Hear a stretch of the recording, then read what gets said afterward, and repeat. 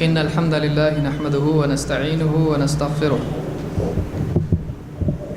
ونعوذ بالله من شرور أنفسنا ومن سيئات أعمالنا من يهده الله فلا مضل له ومن يضلل فلا هادي له وأشهد أن لا إله إلا الله وحده لا شريك له وأشهد أن محمدًا عبده ورسوله أما بعد فإن خير الحديث كتاب الله وخير الهدي هدي محمد صلى الله عليه وسلم وشر الأمور محدثاتها وكل محدثة بدعة وكل بدعة ضلالة وكل ضلالة في النار.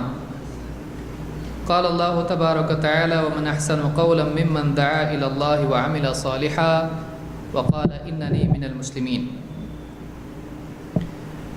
میرے محترم دینی بھائیوں، اللہ رب العالمین نے ہدایت اپنے ذمہ رکھی ہے. ان علینا للہدی، ہدایت ہمارے ذمہ ہے، لیکن اس ہدایت کے لیے اللہ تعالیٰ نے اپنے رسولوں کو، نبیوں کو بھیجا تاکہ اللہ کی ہدایت، اللہ کی رہبری لوگوں کے سامنے واضح کرے. اللہ تعالیٰ نے براہ راست ہر انسان سے کلام نہیں کیا. ایسا نہیں کہ ہر آدمی جو دنیا میں پیدا ہوتا ہے اللہ تعالیٰ خود اس کو دین بتائے. اللہ تعالیٰ نے یہ کیا کہ ہر زمانے میں اس دور کے بہترین افراد کو چنا اور ان کو حق سمجھایا، سکھایا، بتایا اور ان پر ذمہ داری ڈالی کہ وہ اپنے دور کے لوگوں کو، اپنے علاقے کے لوگوں کو جن کی طرف ان کو بھیجا گیا تھا ان کو دین سکھائیں، سمجھائیں، اللہ کا پیغام ان تک پہنچائیں. اور خاص طور سے یہ تب ہوتا تھا جب قوم بگڑ جاتی تھی. ایک نبی آتا، وہ لوگوں کو دین سمجھاتا، سکھاتا، ان کی تربیت کرتا اور چلا جاتا. اللہ نے کسی کے لیے ہمیشگی نہیں رکھی، ایک کے بعد ایک نبی دنیا سے چلے جاتے ہیں. جب نبی اور رسول دنیا سے چلے جاتے تو قوموں میں دھیرے دھیرے کمزوری آنے لگتی اور دینی اعتبار سے وہ علمی اعتبار سے بھی اور عملی اعتبار سے بھی حق سے دور ہو جاتے ہیں. علمی اعتبار سے کئی فلسفے دین کا حصہ بن جاتے، کئی باطل عقائد دین کا نام لے لیتے، کئی توہمات، سپرسٹیشنز دین اور عقیدے کے نام پر زندگیوں میں سما جاتے. کبھی عملی اعتبار سے بھی سستی، کاہلی، بے عملی، اللہ کے حکموں کو توڑنا، خواہش پرستی ان کے اوپر چھا جاتی. اللہ کے فرائض کو چھوڑنے والے وہ بنتے سستی کی وجہ سے، یا اللہ کی محرمات کا ارتکاب کرنے والے بنتے وہ شہوتوں کی وجہ سے. نبی کے بعد، رسول کے بعد دھیرے دھیرے لوگوں کی زندگیوں میں بگاڑ آتا جاتا ہے. پھر اللہ تعالیٰ ایک دوسرے نبی کو بھیجتا جو ان سوئے ہوئے لوگوں کو جگاتا اور گمراہی کی طرف دوڑنے والے لوگوں کو واپس ہدایت کی طرف بلاتا، بگاڑ میں، گناہوں میں پڑے ہوئے لوگوں کو نصیحت کر کے سمجھاتا.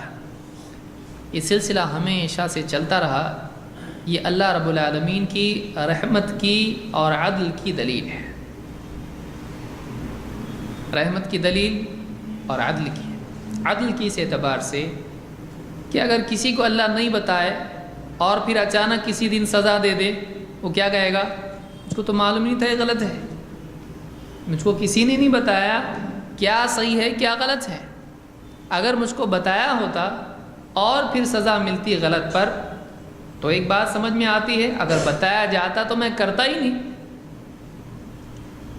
تو انصاف اور عدل یہ ہے کہ سزا دینے سے پہلے بتایا جائے کہ تو جو کر رہا ہے وہ غلط ہے، اگر یہ کیا تو سزا ملے گی. اللہ رب العالمین نے سارے انسانوں کو حق بتایا تاکہ انہیں معلوم رہے کہ کیا کرنا ہے کیا نہیں کرنا ہے، کرنے کا کام چھوڑنے پر کیا سزا ہے اور نہ کرنے کے کام کے ارتکاب پر کیا سزا ہے. ان کو معلوم ہو، ان کو بھلائی اور برائی معلوم ہو تاکہ وہ برائی سے بچیں اور بھلائی کریں. تو یہ اللہ کا عدل ہے، اس کا انصاف ہے کہ اس نے رسولوں اور نبیوں کو بھیجا تاکہ لوگوں پر حق کو واضح کر دے۔ رسلا مبشرین و منذرین لئلا یکون للناس علی اللہ حجۃ بعد الرسل۔ اللہ نے کہا کہ اللہ نے رسولوں کو بھیجا جو خوشخبری دینے والے تھے اور برائیوں کے سلسلے میں سزا سے خبردار کرنے والے تھے، تاکہ رسولوں کے آ جانے کے بعد لوگوں کے پاس اللہ کے مقابلے میں کوئی عذر باقی نہ رہے، قیامت کے دن وہ کوئی بہانہ نہ بنا سکے۔ ہم کو تو معلوم ہی نہیں تھا۔ اسی طرح سے یہ اللہ کی رحمت کی دلیل ہے کہ ایک انسان کے سامنے جنت کا معاملہ موجود ہے، جنت بنی ہوئی ہے، لیکن اس کو اگر جنت کا راستہ نہ بتایا جائے تو کتنی افسوس کی چیز ہے، وہ جنت سے محروم ہو جائے گا۔ اللہ کو ضرورت ہے کسی کی نہیں، کسی کی عبادت چاہیے، اللہ کے پاس فرشتے کم پڑ گئے جو انسانوں کو اللہ نے پیدا کیا عبادت کے لیے۔ اللہ کے پاس بہت سارے بندے ہیں، آسمان و زمین میں ساری مخلوقات اللہ تعالیٰ کی فرما بردار ہے، اللہ کے حکموں کو پورا کرتی ہے۔ چونٹی اور شہد کی مکھی سے لے کر آسمان میں بڑے بڑے گردش کرنے والے ستارے اور نہ جانے کیا کیا، کتنی مخلوقات کو تو ہم جانتے بھی نہیں ہیں۔ ڈسکوری میں روز ڈسکور ہوتا ہے کچھ نہ کچھ نیا، کتنی مخلوقات ہیں۔ یہ دیکھو آج نئی مچھلی ملی، یہ دیکھو آج نیا فلاں جانور دکھائی دیا، یہ دیکھو آج نیا پیڑ پودا ملا، کتنی مخلوقات ہیں۔ وَمَا يَعْلَمُ جُنُودَ رَبِّكَ إِلَّا هُوَ، اللہ کے سوا اللہ کے لشکر کو کوئی نہیں جانتا، نہ فرشتوں کا نہ کسی اور مخلوق کا۔ اتنی مخلوقات اللہ نے پیدا کر کے رکھی ہے۔ اللہ تعالیٰ نے اگر انسان کے لیے جنت کا دروازہ کھولا ہے تو یہ اللہ کا اس پر احسان ہے۔ یہ نہیں کہ جنت میں جانے کے لیے کوئی ہے نہیں تو زبردستی آؤ، انسانوں کو بلایا جا رہا ہے، اگر جنت میں تم لوگ نہیں آؤ گے تو کون رہے گا پھر؟ اللہ کو ضرورت ہے کسی کی؟ اللہ کو کسی کی ضرورت نہیں ہے، سب کو اللہ کی ضرورت ہے۔ یہ اللہ کا احسان ہے۔ انسان نے ایڈوانس میں کچھ دیا تھا جنت کے بدلے میں، یہ میری طرف سے اتنا ہے، مجھ کو جنت چاہیے، کچھ بھی نہیں۔ اللہ نے پہلے سے جنت بنائی، اور انسان کو ہی نہیں کہا کہ تو خود تلاش کر، نہیں، کوئی پزل اللہ نے سامنے نہیں رکھا کہ اس کو حل کرو تو تم کو جنت ملے گی۔ اللہ نے سب صاف رکھا، دیکھو ایسا ہے، بس تم کو اتنا اتنا کرنا پڑے گا۔ سوال بھی سامنے، جواب بھی سامنے، اور سوال بھی آسان، جواب بھی آسان، اور جواب پر مدد بھی مانگ سکتے اللہ سے۔ آپ بتائیے، کوئی امتحان دنیا میں اور ٹیچر سے اسٹوڈنٹ کہے ذرا یہ جواب بتاؤ نا، بتاتا ہو؟ نہیں بتاتا۔ یہ کیسا معاملہ ہے دین کا؟ سارے سوالات بھی سامنے، سارے جوابات بھی سامنے، اور اگر بھول بھی گیا ربنا لا تؤاخذنا ان نسینا او اخطانا، اے اللہ، اب دیکھیے کیسی عجیب بات ہے، ربنا لا تؤاخذنا، اے اللہ ہماری پکڑ مت فرما، ان نسینا اگر ہم بھول جائیں، او اخطانا یا غلطی کر جائیں، تو بھول بھی گئے تو پکڑ نہیں، اور خطا کر جائیں تو بھی پکڑ نہیں۔ تو یہ اللہ کی رحمت ہے کہ اللہ رب العالمین نے انسان کے لیے ہدایت دی، اس کے راستے کھولے، دلوں کو ہدایت کے لیے برتن بنایا، انسان کی فطرت ایسی رکھی کہ ہدایت آسانی سے قبول کر لیں گے، اس کو سننے کے لیے کان دیے، اس کو سوچنے کے لیے دل دیا، وَجَعَلَ لَكُمُ السَّمْعَ وَالْأَبْصَارَ وَالْأَفْئِدَةَ، دیکھنے کے لیے آنکھ دی۔ تو اللہ نے ہدایت آسان کی، ان علینا للہدی، ہدایت ہمارے ذمہ ہے۔ اور آپ دیکھیے کہ اگر ہدایت کو گوروں کے ہاتھ میں رکھا جاتا تو کیا ہوتا؟ دنیا کے جتنے افریقہ کے حبشی غلام جتنے تھے ان کو ہدایت ملتی؟ آج ان کو اپنے حقوق نہیں ملتے ہیں پڑھے لکھے ملکوں میں۔ آج ان لوگوں کو دیکھیے جو حبشی ہیں اور کالے لوگ ہیں، گورے، ان سے اپنے حقوق، ان کے حقوق چھینے ہوئے ہیں پڑھے لکھے ملکوں میں، بڑی بڑی یونیورسٹیاں اپنے سے اچھی ان کے پاس ہیں، لیکن وہاں ان کو ان کا حق نہیں ملتا۔ ہدایت کیسے ملتی ہے ان کو؟ غریب لوگوں کو کون پوچھتا؟ امیر پوری ہدایت لے لیتے اپنی، ہاں پورے ڈرم بھر کے ہدایت لے لیتے، غریبوں کو گلاس سے بھی نہیں دیتے، ساری ہدایت اپنے پاس رکھ لیتے، کوئی ان غریبوں کو پوچھنے والا نہیں ہوتا۔ غریب، اپاہج، اس طرح کے جتنے لوگ دنیا میں کمزور ہیں ان کو کوئی پوچھتا نہیں۔ اس لیے اللہ نے ہدایت کسی کے ہاتھ میں لو یہ ہدایت بانٹو سب کو نہیں دیا اللہ نے، یہ اللہ کا بہت بڑا احسان ہے۔ اور اللہ کا ہدایت دینے کا ضابطہ ایسا بھی نہیں ہے کیا کتنی پاس ہے، کون سی کلاس میں سے آیا تو، ڈگری کیا ہے تیرے پاس؟ ڈگری نہیں ہے، ہدایت بھی نہیں ہے، جاب تھوڑی ہے کہ ایک آدمی کے پاس ڈگری ہوگی تو ہدایت ملے گی۔ ایک آدمی کے پاس کون سی کار میں آیا تو، میں چھوٹی سی کار میں آ گیا ہوں، اس کے پہیے بھی کیا ہے پنکچر، جا گھر کو واپس، ہدایت نہیں ملی، ایسا ہے؟ غریب آدمی ہے، بائسیکل سے آیا تو ہدایت نہیں ملتی، ایسا ہے؟ نہیں۔ کچھ بھی آدمی کے پاس نہ ہو، اس کے پاس ہدایت کا طالب دل ہو، بس ایسا دل ہو اس کے پاس جس میں ہدایت کی طلب ہو، بس ہو گیا۔ کالا ہے، گورا ہے، اپاہج ہے، کمزور ہے، غریب ہے، ان پڑھ ہے، لیکن اس کے پاس کیسا ہے؟ ہدایت کی طلب رکھنے والا دل ہے، اللہ اس کو ہدایت دیتا ہے۔ منیمم کرائٹیریا کیا ہے ہدایت کے لیے؟ ہدایت کی طلب ہونا چاہیے، ہدایت کی طلب ہونا چاہیے، پھر وہ کسی بھی ملک کا ہو۔ عرب ہوگا تو پہلے دیں گے، شیخ آیا عرب کا، لو ہدایت لے کے جاؤ گھر کو، چاہے وہ چین کا ہو، جاپان کا ہو، برما کا ہو، بنگلہ دیش کا ہو، افریقہ کا ہو، کہیں کہ جنگل میں رہتا ہو، کہیں کہ دیہاتی کیوں نہ ہو، اللہ اس کو ہدایت دیتا۔ ان علینا للہدی، لیکن ہونا کیا چاہیے؟ اس کے دل میں طلب ہونا چاہیے۔ اور اللہ تعالیٰ نے ہدایت لے کے جانے والے کہ اللہ کا پیغام واضح کرنے والے ایسے بندوں کو بنایا جن کے دلوں میں ساری انسانیت کا درد تھا۔ خود غرض لوگوں کو ذمہ داری دی اللہ نے؟ کیسے لوگوں کو ذمہ داری دی؟ ایک دم ایسے لوگ جن کی کروٹوں پہ وہ پریشان اس لیے ہیں کہ لوگوں کو ہدایت نہیں ملتی۔ اللہ نے قرآن میں نبی صلی اللہ علیہ وسلم نے کہا اگر لوگوں کو ہدایت نہیں ملتی آپ اپنے آپ کو مار ڈالیں گے ان کے غم میں۔ ایسے لوگ کہ جنہوں نے پتھر کھائے لیکن کیا کہا؟ اے اللہ میری قوم کو ہدایت دے۔ کہ واقعی ایسے لوگوں کو ذمہ داری دی گئی ہدایت کا، اللہ کا پیغام پہنچانے کی، جن کے دل لوگوں کی گمراہی کو دیکھ کر، برائیوں کو دیکھ کر تڑپ اٹھتے تھے، جن کو اگر پوچھا جائے کیا چاہیے تم کو؟ اللہ سب کو ہدایت دے دے۔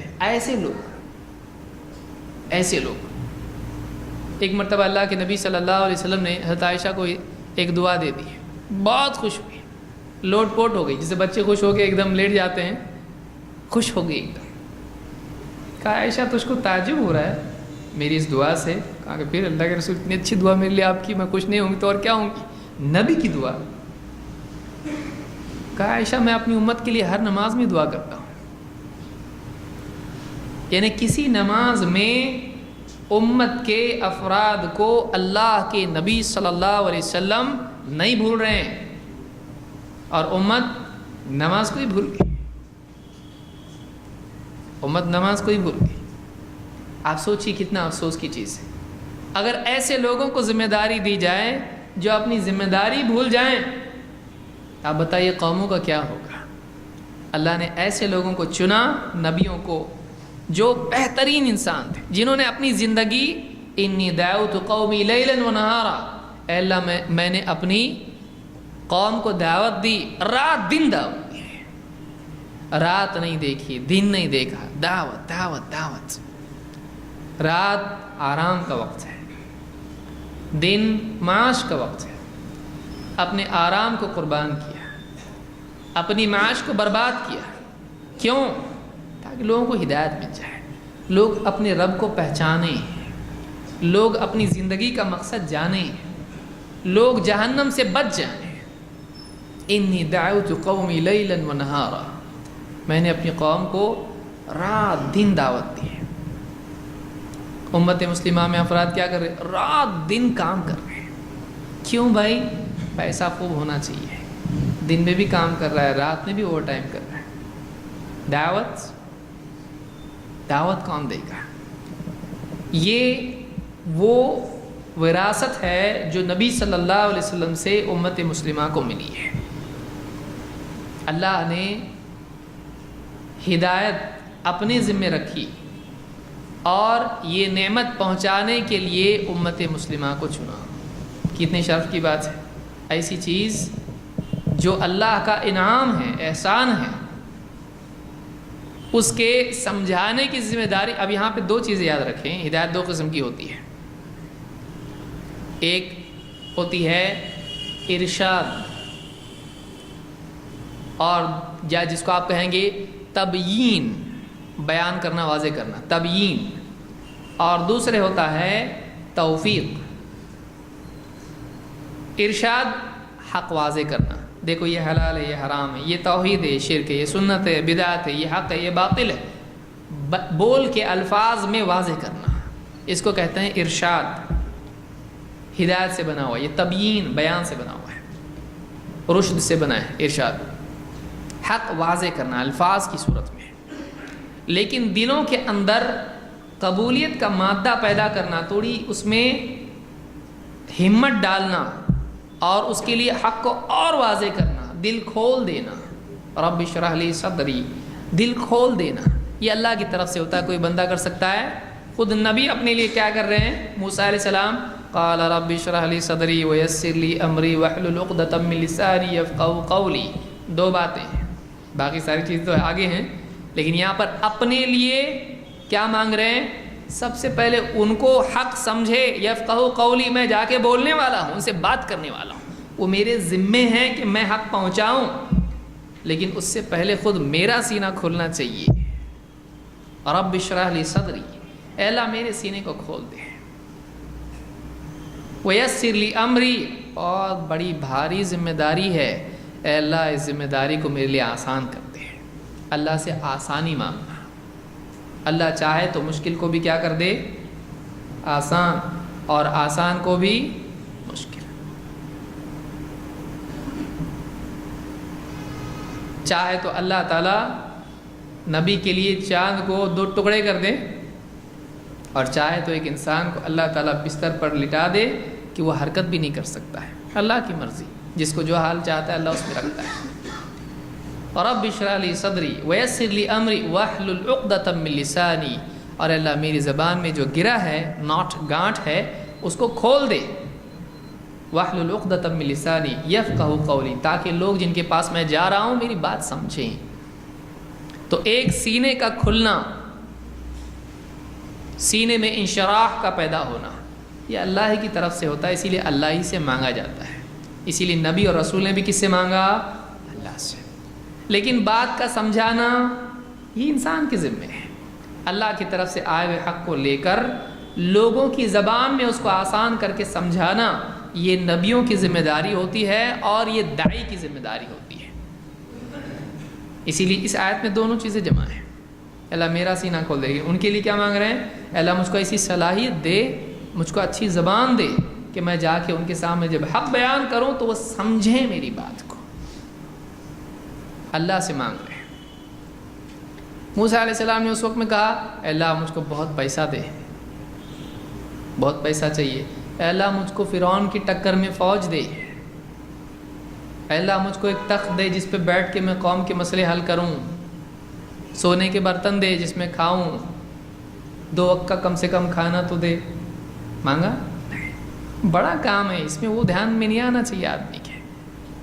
ہم لوگ معاد کی بجائے معاش کی فکر زیادہ کرتے ہیں۔ معاد آخرت، مرنے کے بعد کی زندگی جس میں لوٹ کے ہم کو جانا ہے۔ انا للہ و انا الیہ راجعون، راجعون ہماری الفاظ میں ہیں، لیکن دلوں میں یہیں رہنا ہے اپنے کو بھائی، یہیں کھانا ہے، یہیں پینا ہے۔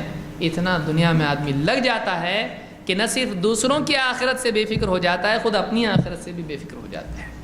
امت مسلمہ اس کے لیے نہیں ہے۔ کنتم خیر امت اخرجت للناس تأمرون بالمعروف وتنہون عن المنکر وتؤمنون باللہ، تم بہترین امت ہو، تمہیں چنا گیا ہے، الگ سے نکالا گیا ہے۔ کیوں؟ اخرجت للناس، لوگوں کے لیے، تمہاری اپنی ذات کے لیے، بیوی بچوں کے لیے، خاندان کے لیے، دکان کے لیے، مکان کے لیے، پکوان کے لیے، کس چیز کے لیے؟ تم کو الگ سے چنا گیا ہے لوگوں کے لیے. تم ساری انسانیت کے لیے پیدا کیے گئے، اپنی ذات کے لیے نہیں. تم دوسروں کے لیے پیدا کیے گئے. تمہارا بہت بڑا کام ہے، ڈیوٹی ہے تمہاری ایک. اخرجت للناس، اخرجت نکالنا، یعنی سب سے چھانٹ کے الگ چن کے نکالا ہے. وجتباکم، تم کو اللہ نے چنا ہے، اللہ نے چنا ہے. اخرجت للناس، تم کو نکالا گیا ہے، تم سلیکٹڈ لوگ ہو. امتن وسطن، جیسے اللہ نے کہا کہ وسط کے معنی کیا ہوتے ہیں؟ عدل والے، منتخب، چنندہ. تم کو چنا گیا ہے، تم سلیکٹڈ لوگ ہو. اور کیوں، کیا کام کرنے کے لیے تم کو اللہ نے چنا ہے دوسروں کے لیے؟ ہمارے یہاں سیاست داں بہت اس کو اچھے سے سمجھتے ہیں. ہم کو چن کے دو، کیا کریں گے؟ تمہارے گھروں میں پانی لائیں گے اور تم کو یوں کریں گے، تم کریں گے اسی میں، اور نہیں کریں گے 5 سال تک. اللہ نے کس کام کے لیے امت کو چنا ہے؟ سب سے بڑی چیز کیا دے سکتا ہے آدمی کسی کو؟ جنت سے بڑھ کے کچھ ہے؟ کیونکہ سارا اچھے سے اچھا ملنے والا کہاں ہے؟ جنت میں. وہاں اللہ کی رضا بھی ملنے والی ہے، اللہ کا دیدار بھی ملنے والا ہے. بڑی سے بڑی نعمتیں وہاں ہیں. وہاں بہترین جسم، بہترین کھانے، بہترین پینے کی چیزیں، بہترین بیوی، بہترین لباس، بہترین گھر، بہترین باغ، بہترین سانس لینا، سب وہاں بہترین. بہترین چہرہ، بہترین صحت، بہترین سواری، بہترین عمر. کتنی عمر ہے جنت کی؟ ہمیشہ. اور اس میں ایج کتنی ہوگی؟ وہ تو لائف ہوئی، ہمیشہ رہے گا. عمر کتنی ہوگی؟ 55 30 33 کے آس پاس ہوگی. ایک دم ہینڈسم. وہاں جا کے ایک دم خوبصورت رہے گا جنتی. اور ہر جمعہ کو اس کی خوبصورتی بڑھے گی. کیسا دولہا بن کے آتا نا جمعہ کو، ہفتے میں نہیں آنے والا بھی ایک دم ایسا آتا کہ مولوی صاحب بھی دیکھتے کیا دکھ رہا ہے. بعد چندے کو جو لوگ آتے ہیں وہ لوگ اس کو پکڑتے ہیں، ذرا اعلان کرنا تھا تو میں امام نہیں ہوں، ایسا لگ رہے سے امام ہے. تو میں ہفتے میں کبھی کبھی آتا ہوں، کبھی کبھی نہیں، پکا صرف جمعہ کو آتا ہے.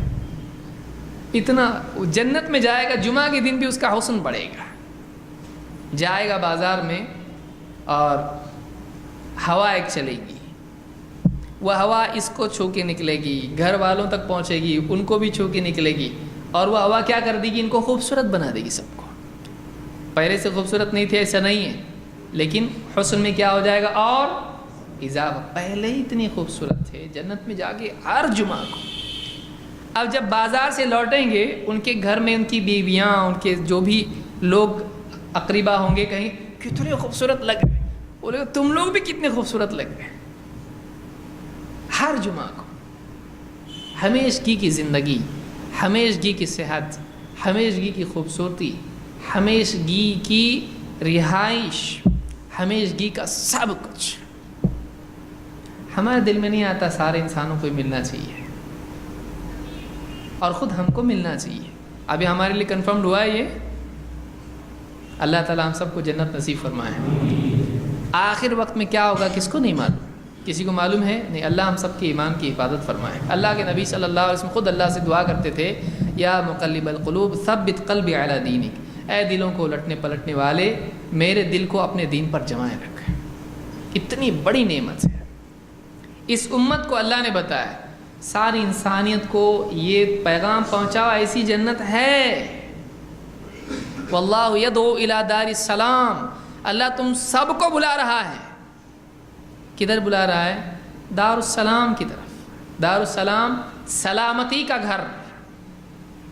کیا ہے وہ؟ جنت. سلامتی کا گھر، ہر اعتبار سے سلامتی. یہاں پر بہت بڑا مالدار ہے، سلامت ہے؟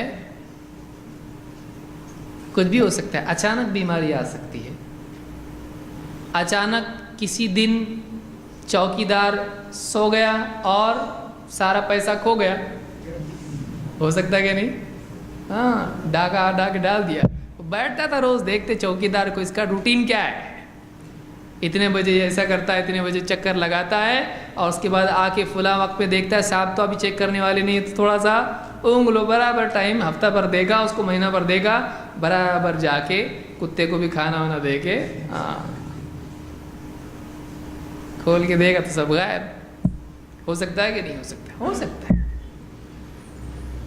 جاب اچانک چلا جا سکتی ہے۔ یہاں کا کوئی سلامتی، یہاں پہ کوئی پکا معاملہ نہیں ہے، کبھی موت آ سکتی ہے، بیماری آ سکتی ہے، مال چھن سکتا ہے، قانون بدل سکتا ہے، کچھ بھی ہو سکتا ہے، اور وہ نہیں تو کبھی چوکیداری لے کے بھاگ سکتا ہے، بول نہیں سکتے، کچھ بھروسے کی چیز نہیں ہے، وہی کو ڈاکہ ڈال کے لے جائے، ہوتا ہے ایسا کئی مرتبہ۔ تو ایک آدمی یہاں پر سلامت نہیں، چاہے سب کچھ نعمت ہے اس کے پاس، جنت میں سلامتی ہے، جنت میں کسی کے دل میں کسی کے لیے کھوٹ نہیں، وہاں چوری ڈاکے کی ضرورت ہے، اس کے پاس اتنا خود ہوگا، اور میں تیرا لے کے کیا کروں، میرے پاس اتنا ہے، کتنا ہے، جو مانگے وہ ملتا ہے۔ تو جب اللہ سے مانگنے سے ملتا ہے، چوری کرنے کی کیا ضرورت ہے؟ دنیا میں بھی یہی سوچنا چاہیے آدمی کو، جب اللہ سے مانگنے سے مل سکتا ہے تو حلال چھوڑ کے حرام کی طرف آدمی کیوں جائے؟ یہ جنت ہے، اور اس جنت کی طرف کسی کو بلانا اس پر سب سے بڑا احسان ہے۔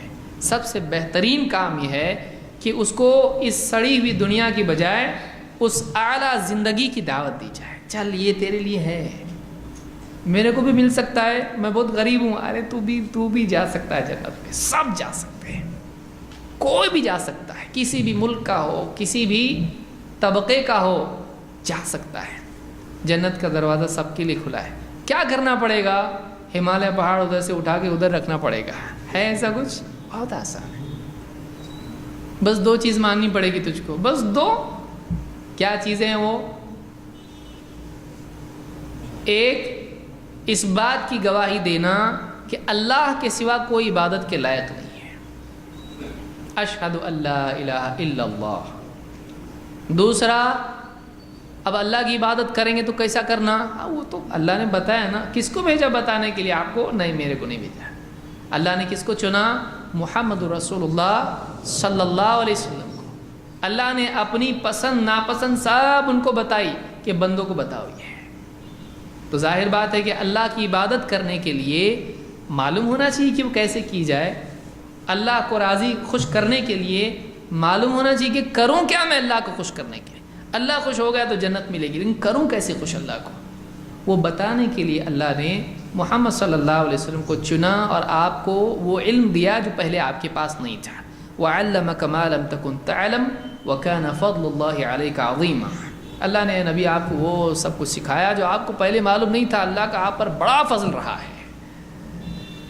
وَوَجَدَكَ ضَالًّا فَهَدَىٰ، آپ راہ تلاش کر رہے تھے کہ کہاں جاؤں، راستہ معلوم نہیں تھا آپ کو، اللہ نے آپ کو ہدایت دی۔ مَا كُنْتَ تَدْرِي مَا الْكِتَابُ وَلَا الْإِيمَانُ وَلَكِنْ جَعَلْنَاهُ نُورًا نَهْدِي بِهِ مَن نَّشَاءُ۔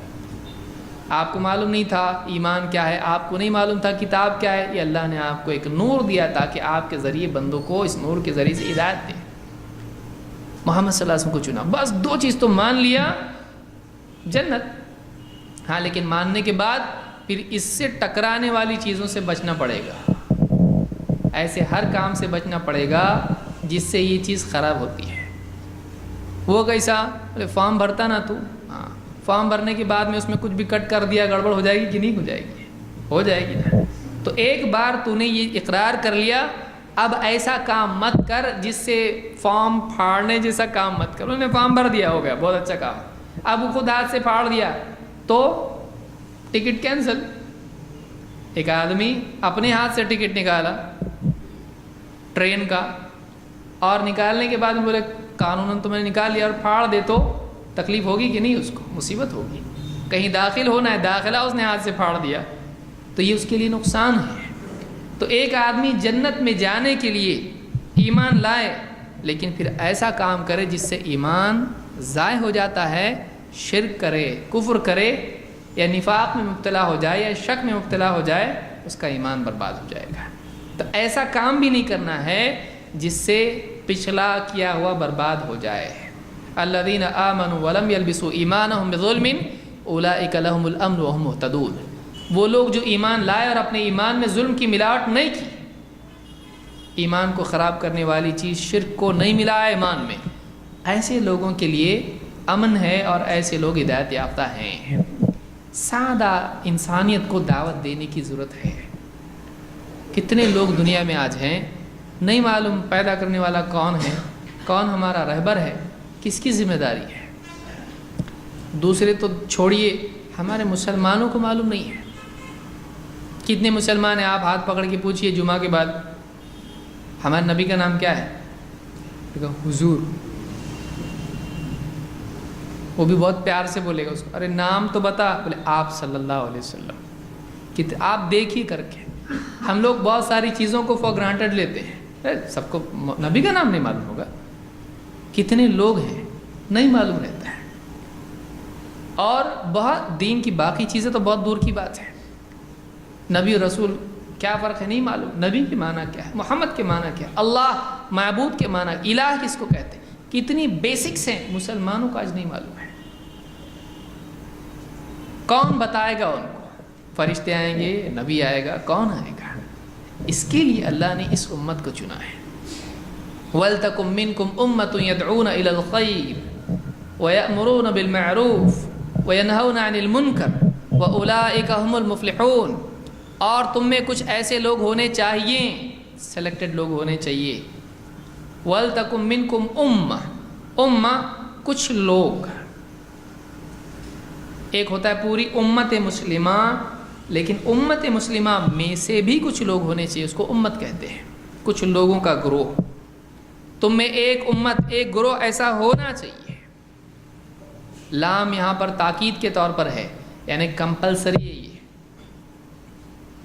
سب اپنی دنیا میں لگ کے نہیں چلے گا، کچھ لوگ اس کام کے لیے ڈیڈیکیٹڈ ہونے چاہیے، جن کا اوڑھنا بچھونا یہی ہو، جن کی فکریں یہی ہوں، جن کی سوچ میں یہی بات چلتی ہو۔ کوئی آدمی بیٹھ کے اپنا فکر کر رہا ہے کہ میرا بینک بیلنس کیسے بڑھ جائے اور میری تجارت کیسے بڑھ جائے، اس کی فکر یہ ہونا چاہیے کہ کیسے اتنے لوگ ہیں اور لوگوں تک کیسے دین کی بات پہنچے، اس کی فکر یہی ہونا چاہیے۔ وَلْتَكُمْ مِنْكُمْ أُمَّةٌ، کیا کریں وہ؟ يَدْعُونَ إِلَى الْخَيْرِ، لوگوں کو خیر کی طرف دعوت دیں، بھلائی ان کو اس کی دعوت دیں۔ وَيَأْمُرُونَ بِالْمَعْرُوفِ، اور بھلائی کی تاکید کریں، بھلائی کے کاموں کا حکم دیں، اور وَيَنْهَوْنَ عَنِ الْمُنْكَرِ، اور برائیوں سے منع کریں اور روکیں۔ وَأُولَئِكَ هُمُ الْمُفْلِحُونَ، اور کامیاب تو یہی لوگ ہیں۔ کامیابی کا نسخہ اللہ تعالیٰ نے بتا دیا یہاں پر۔ کامیابی کس کے لیے ہے؟ خیر کی طرف دعوت دینے والے، اسلام کی طرف، حق کی طرف دعوت دینے والے، پھر اللہ کے جتنے احکام ہیں ان احکام کی طرف لوگوں کو بلانے والے، ان کی تاکید لوگوں کو کرنے والے، اور جتنی برائیاں ہیں ان سے روکنے والے۔ اور اللہ نے بتایا یہ جو کام کرتے ہیں یہ کامیاب ہونے والے لوگ ہیں۔ اگر کوئی آدمی چاہتا ہے کہ کامیابی اس کے لیے بالکل بک ہو جائے تو اس آدمی کے لیے یہ طریقہ ہے کہ وہ صرف اپنے ایمان پر اکتفا نہ کرے، اپنی عبادات اور اعمال پر اکتفا نہ کرے، بلکہ اس کے ساتھ دوسروں کے ایمان اور عمل کی بھی فکر کرے، ورنہ اس کی نجات نہیں ہوگی۔ آپ بولیں گے اتنی بڑی بات آپ کیسا بول رہے ہیں؟ آپ کو یاد ہے سورت، اللہ نے کیا فرمایا؟ وَالْعَصْرِ إِنَّ الْإِنسَانَ لَفِي خُسْرٍ، قسم زمانے کی، انسان خسارے میں ہے، گھاٹے میں ہے۔ تو خسارے میں ہے کون؟ انسان۔ کیا کرنا چاہیے بچنے کے لیے؟ کون بچے گا اس خسارے سے؟ إِلَّا الَّذِينَ آمَنُوا، ہاں اس خسارے سے بچنے والے کون ہیں؟ سوائے وہ لوگ جو ایمان لائے۔ نمبر 1 عقیدہ صحیح کرنا، نمبر 2 وَعَمِلُوا الصَّالِحَاتِ، اپنے اعمال کو صحیح کرنا، نمبر 3 وَتَوَاصَوْا بِالْحَقِّ وَتَوَاصَوْا بِالصَّبْرِ، ایک دوسرے کو حق کی تاکید کرتے رہے، وصیت کرتے رہے، ایک دوسرے کو صبر کی وصیت کرتے رہے۔ یہ 3 چیزیں ہیں، اس کو 4 بھی کوئی کر سکتا ہے، لیکن 3 چیزیں ہیں: 1 ایمان، 2 اعمال، 3 دعوت۔ ایمان و عمل اپنے لیے ہے، تیسرا دعوت دوسروں کے لیے۔ اس تیسرے میں 2 ہیں، اس میں حق کی تاکید اور صبر کی تاکید۔ جو ایمان اور عمل خود کے لیے تھا، وہی ایمان و عمل دوسرے کے لیے تاکید ہے۔ حق میں علمی اعتبار سے ہے کہ اس کو اس علمی بات کی تاکید کرے، حق واضح کرے اور اس پر جمنے کی تاکید کرے، اور صبر میں اپنے آپ کو جمانا ہے، یعنی عملی اعتبار سے وہ حق سے ہٹنے سے بچے اور اس پر جمع رہے، اس راستے پر چلتا رہے، استقامت، معرفت اور استقامت سے۔ ورنہ کیا ہوگا؟ اب یہ 3 کام نہیں کیا تو کیا ہوگا؟ ان الانسان لفی خسر، انسان خسارے میں ہے، گھاٹے میں۔ تو پہلے 2 کر کے تیسرا کام نہیں کر رہا ہے تو گھاٹے سے بچے گا نہیں۔ بولے میں نے وضو کیا نا، نماز نہیں پڑھے تو چلتا، ارے تو اس کو وہ بھی کرنا پڑے گا، یہ بھی ضروری ہے، وہ بھی ضروری ہے۔ بہت علم حاصل کیا اور دعوت ہی نہیں زندگی میں، اور عمل ہی نہیں زندگی میں، تو علم تھا کائے کے لیے؟ وہ ایسی جیسے وضو کر کے نماز نہیں پڑھا۔ علم ہے ہی اس لیے کہ تیرا ایمان اور عمل صحیح ہو جائے، اور علم آنے کے بعد اس کی ذمہ داری پیدا ہو جاتی ہے۔ مال نہیں تھا تب تک زکوٰۃ نہیں تھی، مال آیا نا ابھی، اب زکوٰۃ دینی پڑے گی تجھ کو۔ علم نہیں تھا، اب علم آ گیا تیرے پاس، اب علم کی زکوٰۃ دینی پڑے گی، دوسروں کو بھی تاکید کرنی پڑے گی، سکھانا پڑے گا۔ جیسے مال کی زکوٰۃ ہوتی ہے، ویسے علم کی بھی زکوٰۃ ہوتی ہے کہ اس میں سے بھی دوسروں پر خرچ کیا جائے۔ کہاں ہے ہماری زندگی؟ دکان، مکان، کھانا پینا، کپڑے، جوتے، ٹوپی، اور بچہ گڈو، اسکول، بیوی، زیور، اور پھر ساری دنیا کی چیزوں میں ہم پھنسے ہوئے ہیں۔ پھر اس میں موبائل اور نہ جانے کتنے چکر ہیں، گاڑیاں، یہ وہ سب چاہیے ہم کو۔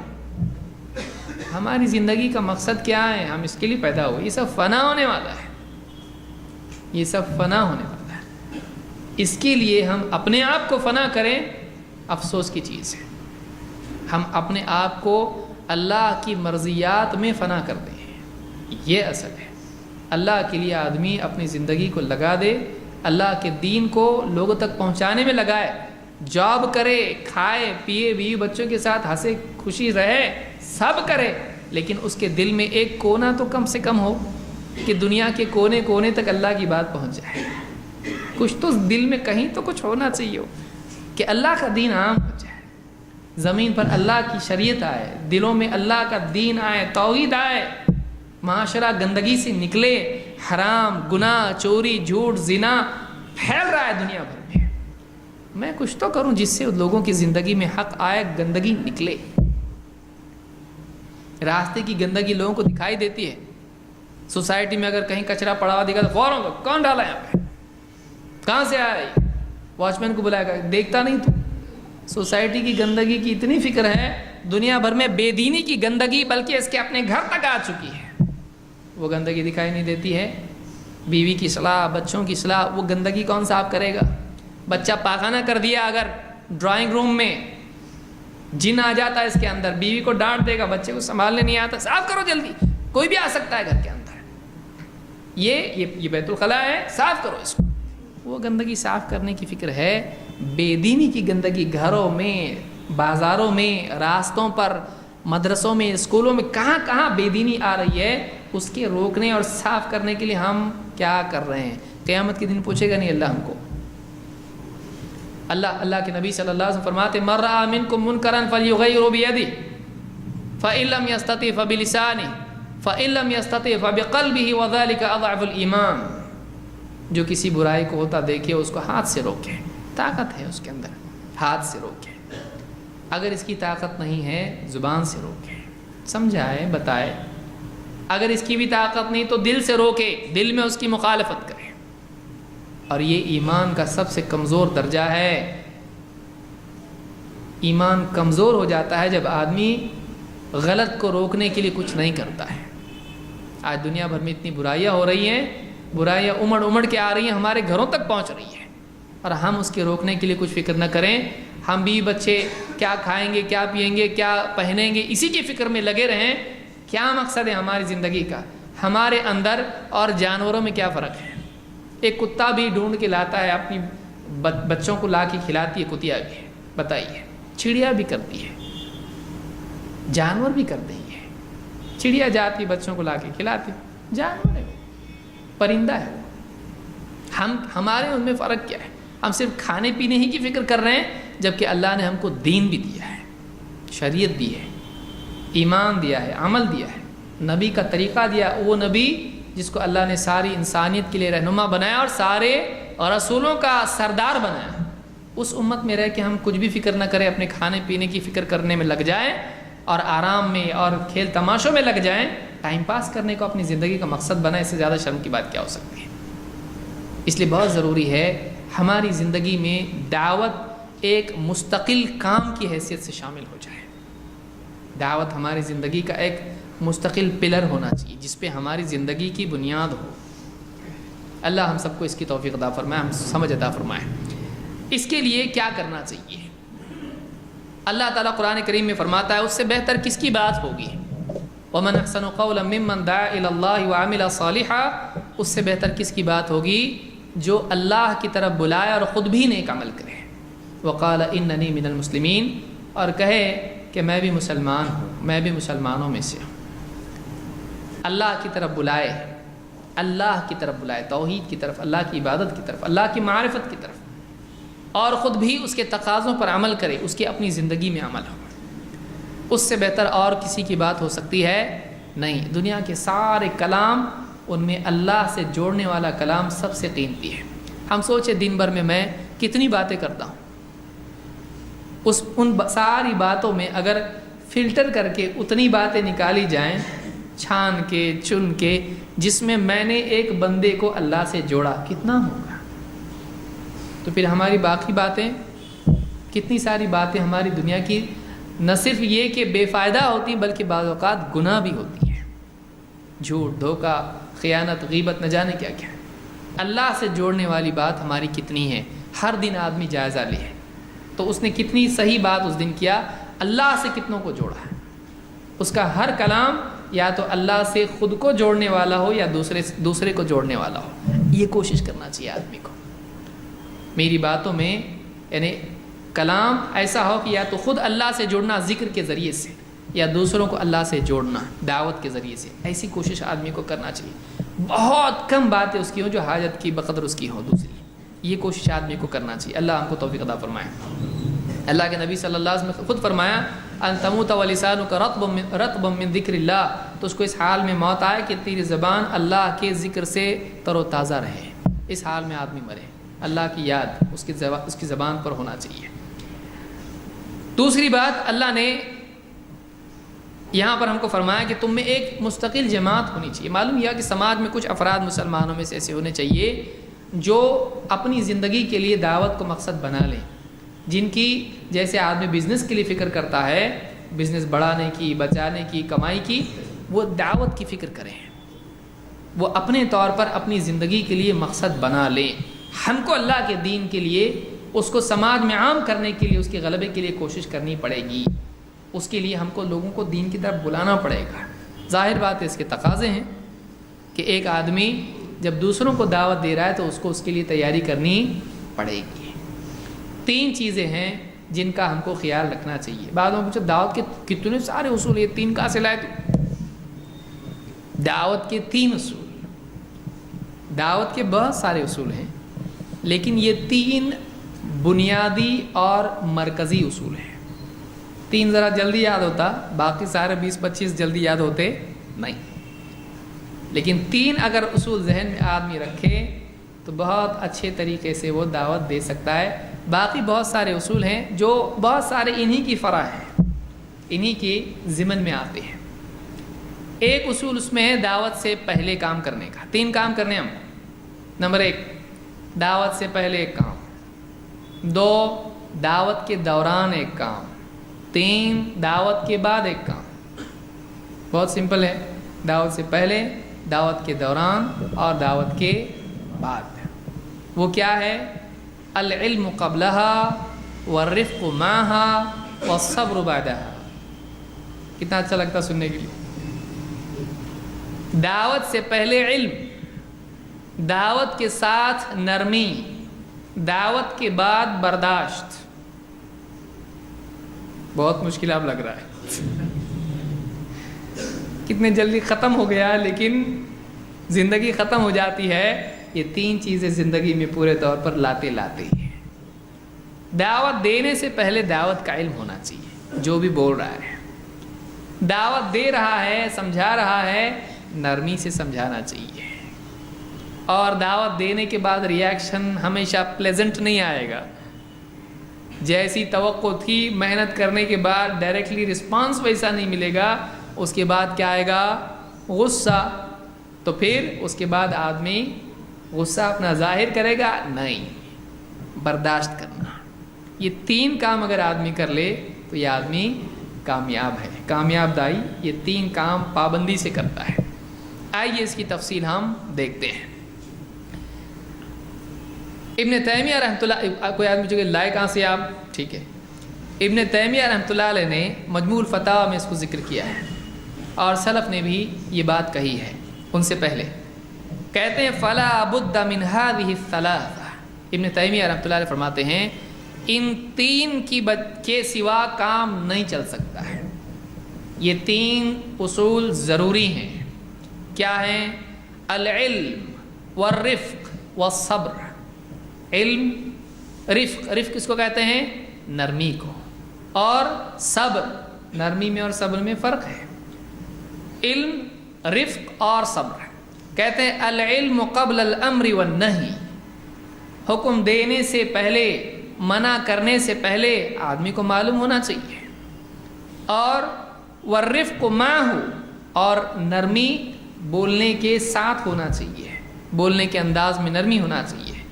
اور والصبر بعدہ، اور بات بتانے کے بعد کیا ہونا چاہیے؟ پھر صبر ہونا چاہیے.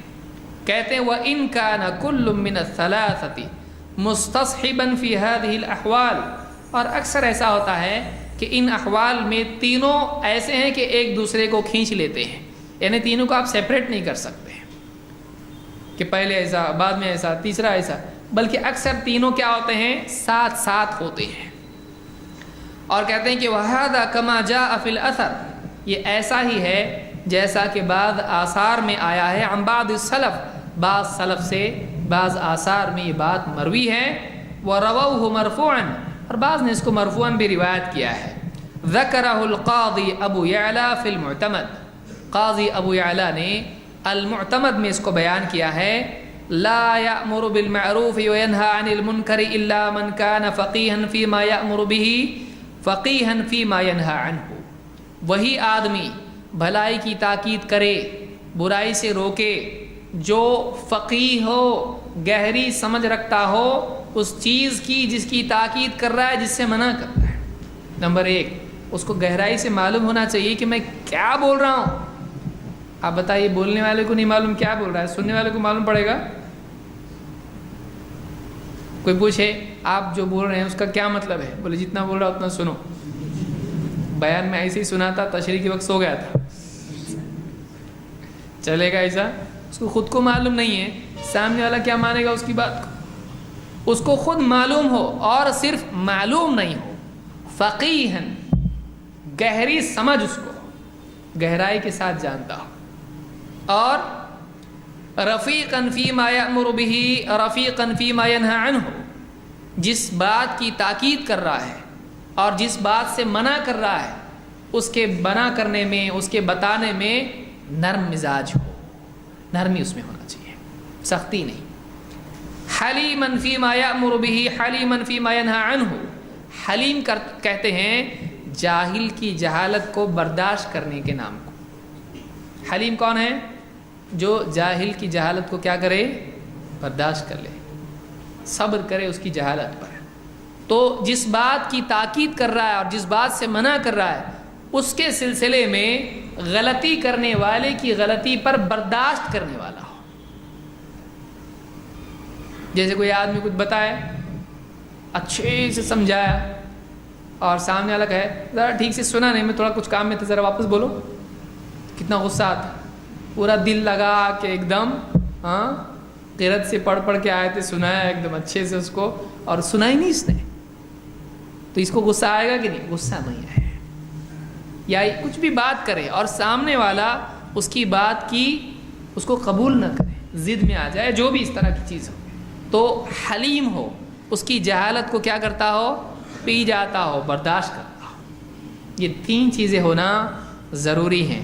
مجموع الفتاوی میں جلد 28 صفحہ نمبر 137 پر یہ ابن تیمیہ نے بات بیان کی ہے.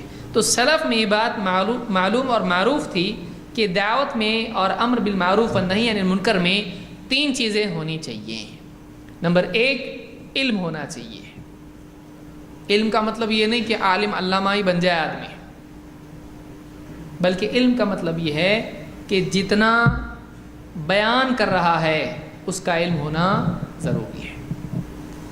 جس چیز کے بارے میں گفتگو کر رہا ہے اس کا اگر علم نہیں ہے تو چپ رہنا بہتر ہے. تو علم اس کے پاس ہو، رفق اس کے اندر ہو، نرمی ہو، دل میں نرمی، بات میں نرمی ہو، اور برداشت ہو، غصہ پینے کی صلاحیت اس کے اندر ہو.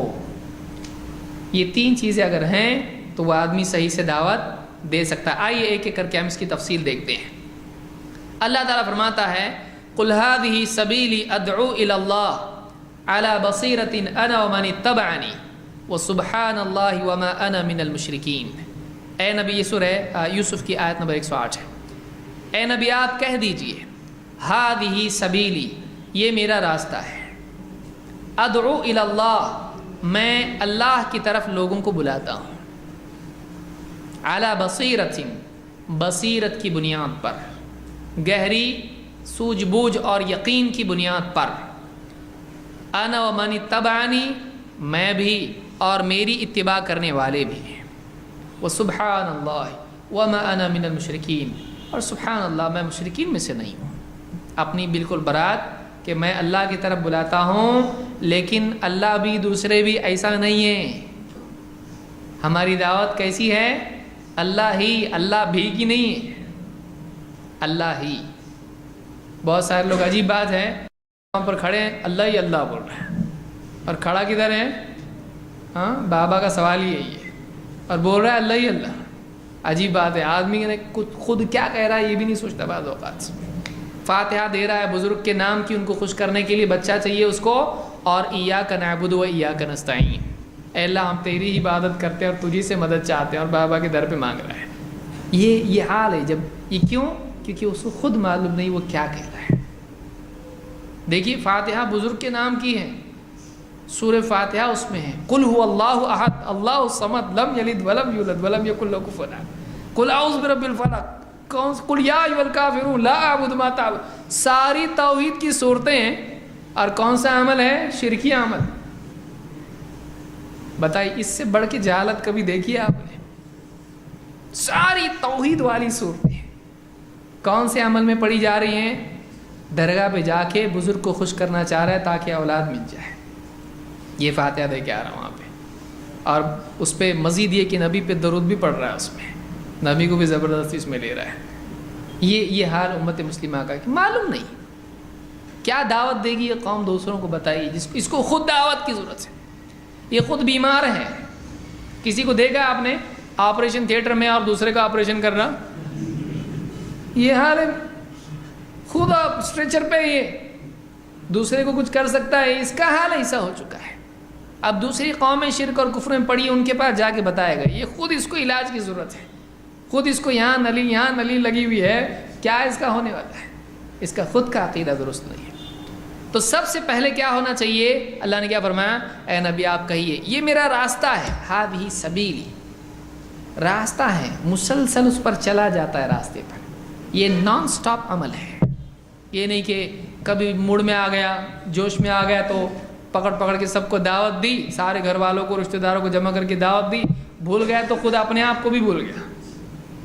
ایسا نہیں، جوش والا کام نہیں. کبھی کبھار جوش آ جاتا ہے.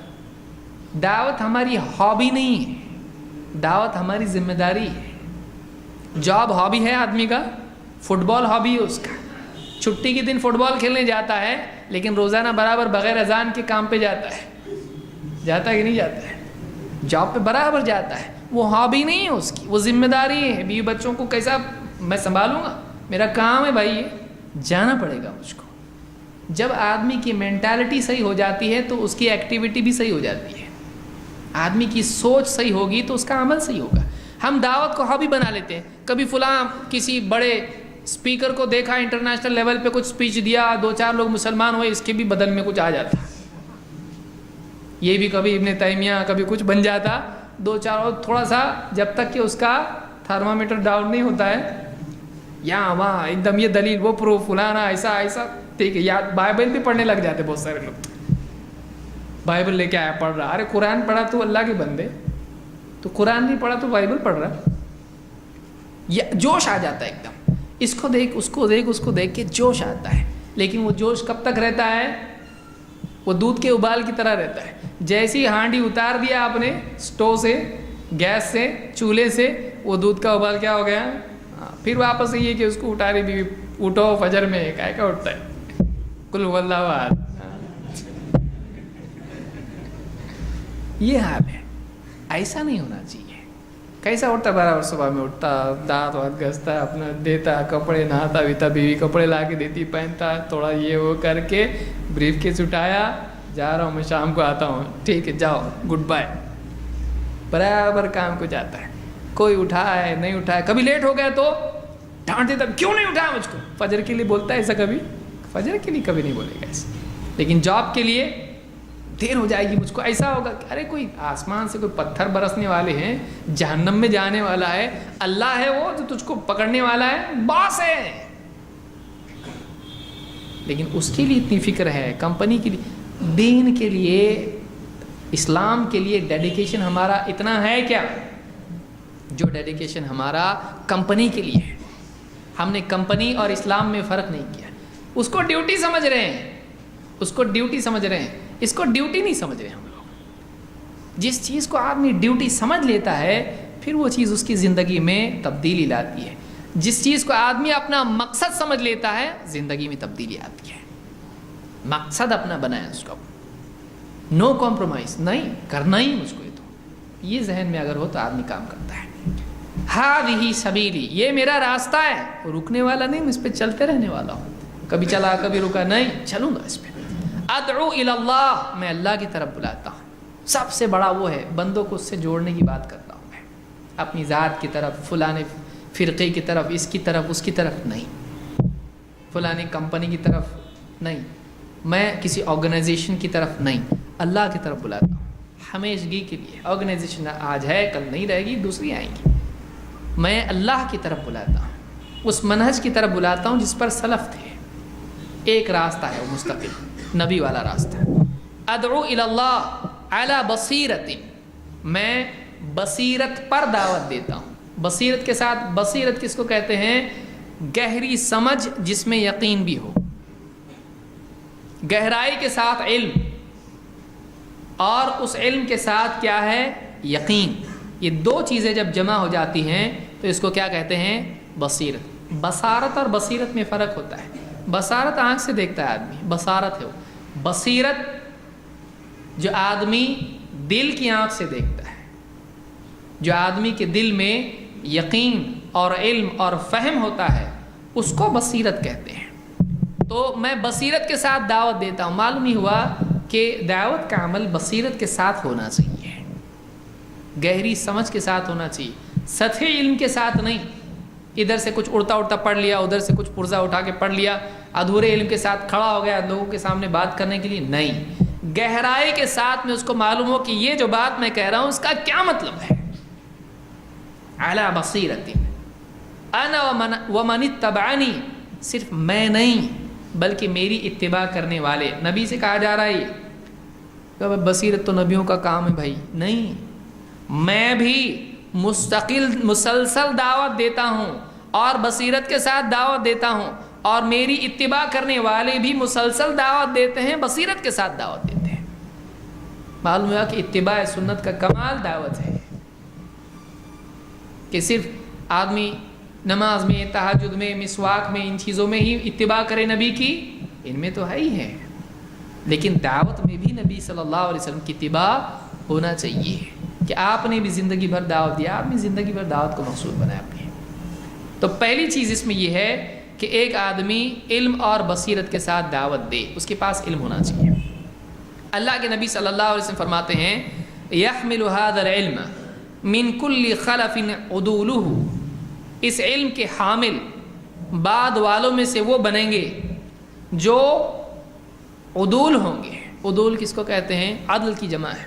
उदूल होंगे यानी तकवा वाले, परहेजगार, काबिल एतमाद लोग होंगे। हर नस्ल के बाद दूसरी नस्ल आएगी और वो इल्म जो पिछली नस्ल में था, सलफ़ का इल्म, एक नस्ल दूसरी नस्ल को, उलमा एक दूसरे को देते चले जाएंगे। और कैसे लोग इस इल्म के हामिल बनेंगे? जो काबिल एतमाद हैं, उदूल। क्या करेंगे वो काम? यनफून अन्हु तहरीफ अलगालीन, यनफून अन्हु तहरीफ अलगालीन, वो इस इल्म से गुलू करने वालों की तहरीफ़ात को दूर करेंगे। तहरीफ किसको कहते हैं? तब्दीली कर देना। दीन में बाद के दौर में ऐसा होगा कि लोग अपनी मिलावटें और तब्दीलियां दीन में करना शुरू कर देंगे। तो ये लोग क्या करेंगे? एक काम ये करेंगे कि दीन में जितनी भी मिलावटें की गई हैं उनसे दीन को पाक करेंगे। ड्यूटी यही है, ये इल्म वालों की ड्यूटी है। यनफून अन्हु तहरीफ अलगालीन वंतिहाल अलमुब्तिलीन, और बातिल में पड़े हुओं के झूठे दावों की तरदीद करेंगे। दूसरा काम, कोई खड़ा होगा बोलेगा मैं महदी हूँ, बैठो नीचे। कोई खड़ा होगा, अभी तो कोई ईसा अलैहिस्सलाम को भी दावा करने वाला है, ईसा हूँ। जो लोग भी कोई न जाने क्या क्या। अब देखिए गुलाम अहमद कादियानी जो अपने ही कोई मुरीद के बैतुल खाने में मरा है, मालूम नहीं होगा बहुत सारे लोगों को, कहाँ मरा है वो? पाखाने में मरा है। तो उसने दावा क्या किया था? मैं नबी हूँ। पहले तो महदी का दावा किया, फिर नबी का भी दावा कर दिया। कहता था मैं ज़िल्ली नबी हूँ, मतलब ज़िम्नी नबी हूँ। ओरिजिनल नबी कौन है? अल्लाह के नबी सल्लल्लाहु अलैहि वसल्लम। मैं असिस्टेंट नबी हूँ। ऐसा कोई कॉन्सेप्ट इस्लाम में है? नहीं। आपने फरमाया इन्नहु ला नबी अबादी, मेरे बाद कोई नबी नहीं, कोई नबी नहीं। कोई बोलेगा ईसा अलैहिस्सलाम तो नए नबी थोड़ी हैं, वो तो पहले बने हुए हैं कि बाद में बनेंगे? वो तो पहले बन चुके हैं, अब कोई नबी नहीं है, वो तो ऑलरेडी हैं। बोलते वक्त भी थे और आते वक्त भी होंगे, तो कोई फ़र्क पड़ा उसमें? नहीं, वो तो पहले से नबी थे। बाद में आएंगे, वो दज्जाल को कत्ल करेंगे और वापस उनका इंतकाल होगा, वफ़ात उनकी होगी। तो जितने ऐसे झूठे दावे करने वाले, हम हक पर हैं, ये हक है, ये फ़लाने के दिल में अल्लाह की तरफ से बातें आती हैं, फ़लाना जो है इससे नबी सल्लल्लाहु अलैहि वसल्लम आके मिलते हैं और मुझको ये किताब आसमान से आई, ऐसे जितने भी लोग हैं उलमा क्या करेंगे? उनका बीच में आया था, देखिए थोड़े दिनों पहले अफ्रीका में कोई शेख शरफुद्दीन आए थे ना, इतना सा चिंटू पिंटू, अल्लाह हिदायत दी मुसलमानों को। कहीं भी इतनी ज़्यादा फैल रही वो थी वो क्लिप, अभी तो गायब हो गया, वो भी गायब, वो क्लिप भी गायब, पब्लिक भी भूल गई। बहुत सारे लोगों को तो मालूम भी नहीं होगा ये कौन है, पूछ रहे हैं कि बाजू वाले से। इतनी ज़्यादा क्लिप, वो खड़ा होके पैदाइशी कुरान पढ़ के ये हिफ्ज़ इसको है, पैदाइशी इसको कुरान हिफ्ज़ कहाँ से? वो आयतें भी गलत पढ़ रहा है, लेकिन जिसको मुसलमानों को खुद मालूम नहीं कुरान कैसा पढ़ते हैं, उसको क्या मालूम पड़ेगा क्या पढ़ रहा क्या नहीं पढ़ रहा? वो 4-5 आयतें रटा हुआ वही पढ़ता है, इन्न ज़लज़लत साअति शैउन अज़ीम, वही पढ़ रहा है। गिनती की कुछ आयतें, भीड़ की भीड़ उसको सुन रही है, ये महदी है, ये फलाना है, न जाने क्या क्या चीज़ है। अरब के उलमा बैठे, उन्होंने बताया इसने 17 या 24 गलतियाँ किया है पढ़ने में। टीम बैठी अरब के उलमा की, उन्होंने बताया ये सही नहीं है। पहला तो ये दावा ही गलत है। क्या दावा है? माँ के पेट से हिफ्ज़ कुरान पैदा हुआ। अच्छा, उसी कुरान में जो पैदा होते ही इसने पढ़ना शुरू किया है, उसी कुरान में लिखा है वल्लाहु अखरजकुम मिन बुतूनि उम्महातिकुम ला तअलमून शैअन। उलमा ने कहा देखो पहले तो कुरान में ही आयत है। क्या आयत है? اللہ نے تم کو تمہاری ماں کے پیٹ سے باہر نکالا اس حال میں کہ تم کو کچھ بھی علم تھا نہیں ہے. اس کو پورے قرآن کا علم ہے اور اسی قرآن میں ایسا لکھا ہوا ہے. اب کس کی ماننا ہے, اس کی کیا قرآن کی؟ لیکن پبلک جانے دو, ہم کو اچھا لگتا ہے ایسی پبلک ہے.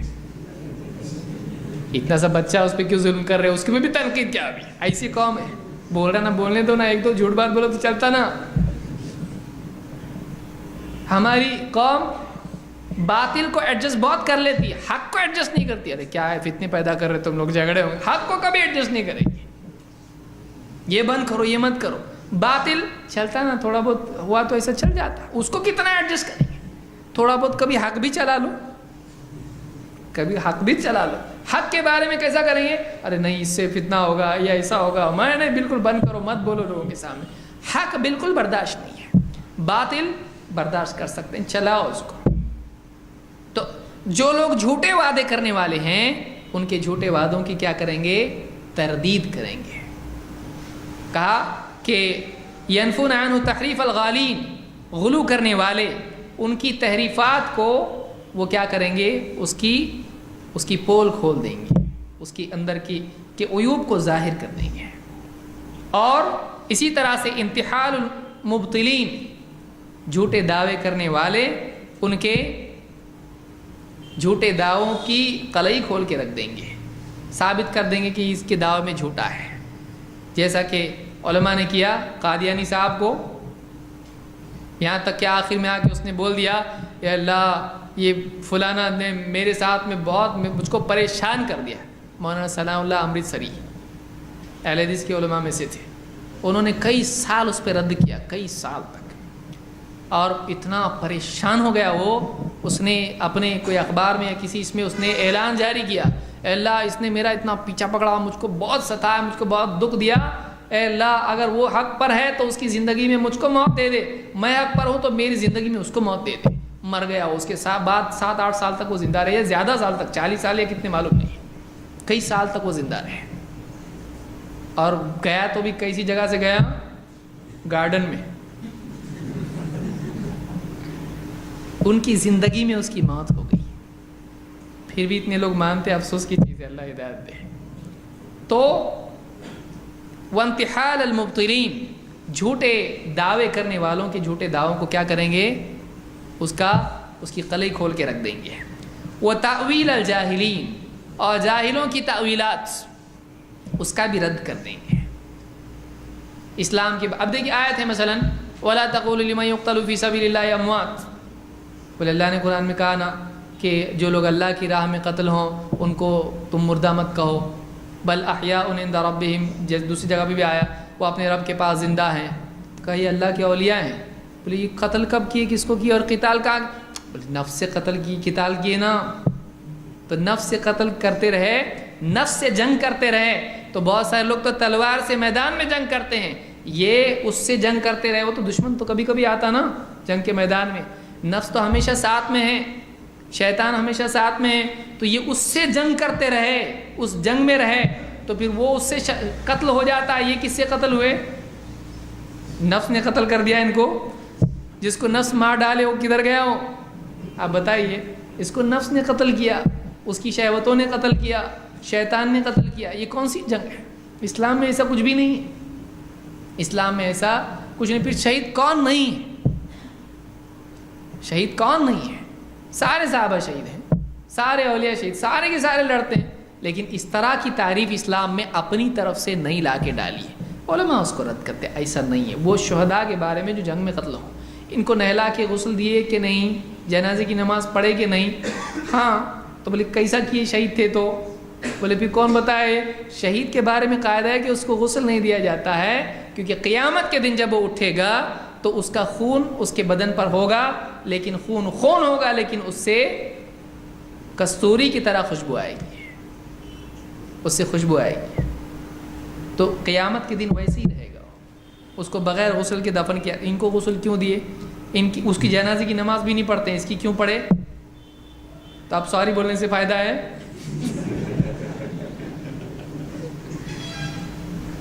پڑھے تو کیا ہوا, پھر بھی ہے, ایسا بول سکتے نہیں. تو یہ جو ہے, جو بھی باطل تأویلات یا بادشاہ تک پہنچنے کے لیے اس طرح کی جتنی بھی خرافات ہیں اپنی گھڑ گھڑ کے نئے نئے بناتے ہیں. منہ میں دانت نہیں اور بولنے کو بات ہے, بات بھی صحیح نہیں اور دانت بھی نہیں منہ میں. ایسے لوگ جو بڑی بڑی بڑی باتیں بنا کے عقیدوں کے اندر اس کو ڈال دیتے ہیں, ان کی غلط تعویلات کو رد کرنے کے لیے علم والے قیامت تک رہیں گے. یہ بہت بڑی ذمہ داری ہے. 3 چیزیں یہاں پر بیان ہوئی. کیا ہے؟ نمبر 1, غلو کرنے والوں کی تحریفات کو. دیکھیے کئی حدیثیں گھڑ دی لوگوں نے, دین میں تحریف کر دی, قرآن کی تفسیر میں یا حدیثوں میں تحریفات کر دی, یا اسی طرح سے جھوٹے دعوے کیے, جھوٹی حدیثیں گھڑ کے عام کر دی, یا پھر تأویلات کی. آیت تو اپنی جگہ باقی ہے, حدیث تو اپنی جگہ باقی ہے, لیکن اس میں اپنی طرف سے تأویل کر کے اضافے کر دیے. یہ ساری چیزوں کا رد کرنا قیامت تک ہماری ذمہ داری ہے. یہ کیسے ہوگا؟ ہتھوڑے سے ہو سکتا ہے؟ یہ نہیں, یہ علم سے ہو سکتا ہے. پہلی چیز کیا چاہیے اس کے لیے؟ علم. آپ باطل کو رد کیسے کرو گے؟ آپ باطل والے کی پٹائی ڈنڈے سے کر سکتے ہو, لیکن آپ باطل کی پٹائی ڈنڈے سے نہیں کر سکتے, اس لیے کہ اس کے دل میں سمایا ہوا ہے. اس کی پٹائی کے لیے علمی ڈنڈا چاہیے. اس کے دل سے باطل کو نکالنے کے لیے آپ کو کیا چاہیے؟ آپ کے پاس علم ہونا چاہیے. علم کے بغیر آپ باطل کو توڑ نہیں سکتے. کوئی آدمی غلط عقیدے میں مبتلا ہے, آپ اس کو مار پیٹ کر کے دھمکی دے سکتے ہو, چھوڑیے, بولے گا ہاں چھوڑا میں نے, لیکن گھر پہ جا کے پھر وہی کرے گا. اس کے دل سے نکالنے کے لیے آپ کو کیا کرنا پڑے گا؟ آپ کو دلائل اس کے سامنے رکھنے پڑیں گے, علم اس کے سامنے رکھنا پڑے گا. تو پہلی چیز دعوت کے لیے کیا ہے؟ علم ہے. علم ہونا ضروری ہے. یہ جو حدیث میں نے بیان کی یہ سنن البیہقی میں روایت موجود ہے, اور شیخ الالبانی نے اس کو تحقیق المشکات میں ذکر کیا اور صحیح کہا ہے اس کو. اسی طرح سے اللہ تعالیٰ فرماتا ہے ادعو الی سبیل ربک بالحکمۃ والموعظۃ الحسنہ وجادلہم باللتی ہی احسن ان ربک هو اعلم بمن ضل عن سبیلہ وهو اعلم بالمہتدین. یہ سورہ النحل کی آیت نمبر 125 ہے. اس آیت میں دعوت کے 3 مراتب بتائے گئے ہیں. ادعو الی سبیل ربک, اپنے رب کے راستے کی طرف بلاؤ, دعوت دو. کوئی آدمی کہے گا یہ سمجھ میں نہیں آ رہا ہے, پچھلی آیت میں تو آپ بول رہے تھے ادعو الی اللہ, میں اللہ کی طرف بلاتا ہوں, اب آپ کہہ رہے ہو اپنے رب کے راستے کی طرف بلاؤ. راستے کی طرف بلانا کہ اللہ کی طرف بلانا؟ تو آپ جواب کیا دیں گے؟ ابن تیمیہ فرماتے ہیں کہ دونوں الگ تھوڑی ہیں. اللہ تک پہنچنے کے لیے اللہ تک پہنچانے والے راستے کی طرف ہی بلانا پڑے گا. آپ بول رہے ہیں چلو مکہ جائیں گے, کچھ لوگ بولے چلو مدینہ جائیں گے, بولے کہاں جانا ہے؟ بمبئی. آپ بولے مکہ جانے کا کہ بمبئی؟ ارے بولے بمبئی نہیں جائیں گے تو مکہ کیسے جائیں گے؟ تو بمبئی میں پلین آئے گا, پلین میں بیٹھ کے, تو پلین میں بیٹھ کے پلین کی طرف دعوت دے رہے ہیں کہ مکہ کی طرف؟ بولے مکہ ہی, لیکن پلین سے ہی جائیں گے نا. تو راستے پر اللہ کے راستے کی صراط مستقیم کی دعوت ہماری ہے, اس لیے کہ اللہ تک صرف یہی راستہ پہنچاتا ہے اور کوئی راستہ نہیں. راستے پہ آئیں گے تو منزل پہ بھی جائیں گے. تو اللہ تعالیٰ ہماری منزل ہے, لیکن اللہ تک پہنچانے والا راستہ صراط مستقیم ہے جو محمد صلی اللہ علیہ وسلم والا راستہ ہے. تو اس راستے پہ بلا رہے ہیں تاکہ راستے پہ چلتے چلتے چلتے منزل تک پہنچ جائے, اللہ تک پہنچے. سمجھ میں آ رہی بات؟ تو یہ قرآن کی دونوں آیتیں بتا رہی ہیں. ادعو الی سبیل ربک, اپنے رب کے راستے کی طرف بلاؤ. کیسے؟ بالحکمت والموعظۃ الحسنہ وجادلہم باللتی ہی احسن. 3 موڈز آف دعویٰ ہیں. یہ دعوت کے 3 طریقے ہیں, 3 مرتبے ہیں.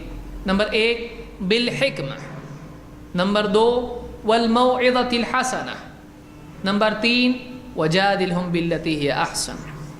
حکمت کے ساتھ دعوت دو, 1. 2 اچھے واعظ کے ساتھ دعوت دو, اچھی نصیحت کے ساتھ دعوت دو. نمبر 3 ان سے بحث مباحثہ کرو, حجت جدال کرو. کیسے؟ اچھے طریقے سے. یہ 3 طریقے دعوت کے ہیں. اور آخر میں اللہ نے کیا فرمایا؟ ان ربک هو اعلم بمن ضل عن سبیلہ وهو اعلم بالمہتدین.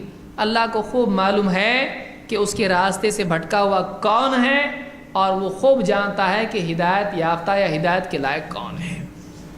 ہدایت وغیرہ کا معاملہ اپنے ہاتھ میں مت لو، اللہ کو معلوم ہے کون ہدایت پر ہے کون نہیں ہے، کون ہدایت کے لائق ہے کون لائق نہیں ہے۔ تم فیصلے مت کرو، اس کو ہدایت نہیں ملتی۔ بہت سارے کیا کرتے ہیں، سمجھایا اس کو میں نے، وہ میں سمجھا کہ نہیں آیا تو اب کون سمجھائے گا اس کو، بہت بڑا علامہ، بیوی نہیں سمجھتی اس کی بات، بیوی بہت چلو لگو کام پہ ابھی۔ تو ایک آدمی فیصلہ خود نہ کرے، اس کو ہدایت نہیں ملے گی، کوئی نہیں بول سکتا ہے۔ اللہ نے کہا اللہ کو خوب معلوم ہے کون ہے جو راہ سے بھٹکا ہوا ہے، کون ہے جو ہدایت کے لائق، اللہ کو معلوم ہے، دلوں کا حال اللہ کو معلوم ہے، اور آج کی بجائے مستقبل کا بھی علم اللہ کو ہے۔ تو 3 طریقے کون سے ہیں، آئیے دیکھتے ہیں۔ یہ سورہ النحل کی آیت ہے۔ ابن قیم رحمۃ اللہ علیہ فرماتے ہیں جعل سبحانہ مراتب الدعوہ بحسب مراتب الخلق، اللہ تعالیٰ نے دعوت کے مرتبے قرار دیے مخلوق کے اعتبار سے، بندوں کے اعتبار سے، بندوں کی بھی کیٹیگری۔ یہ 3 چیزیں کیا ہیں، 3 مرتبے ہیں دعوت کے، 3 لوگ ہیں، اس لیے الگ الگ کیٹیگری کے لوگ ہوتے ہیں۔ جو جیسا پیشنٹ ویسا انجیکشن، جو جیسا شخص ہے ویسی دوا اس کو دیں گے، جیسا ضرورت مند ہے اس کو ویسا دیں گے، بھوکا ہے تو کھانا کھلائیں گے، پہننے کے لیے کپڑے ہیں تو پہنائیں گے اس کو، بیمار ہے تو دوائی دیں گے، جیسا بھی آدمی ہے اس کی ضرورت کے مطابق دینا ہے۔ تو 3 طرح کے لوگ ہوتے ہیں، لوگوں میں 3 طرح کے لوگ ہوتے ہیں۔ دیکھیے قرآن بہت ہی اونچی کتاب ہے، لیکن ہم اس میں غور نہیں کر پاتے ہیں، اس لیے قرآن سے واقعی فائدہ نہیں اٹھا پاتے ہیں۔ ہمارے یہاں قرآن صرف لوگوں کو مارنے کے لیے ہے اور مرنے کے بعد ان کو ثواب پہنچانے کے لیے ہے، اسی لیے ہے۔ مرا نہیں تو اس کو سورہ یاسین پڑھ کے مار ڈالو، اور مرنے کے بعد قبرستان میں اعلان کرو کہ کل پورا قرآن پڑھا جائے گا، تو اسی لیے ہے۔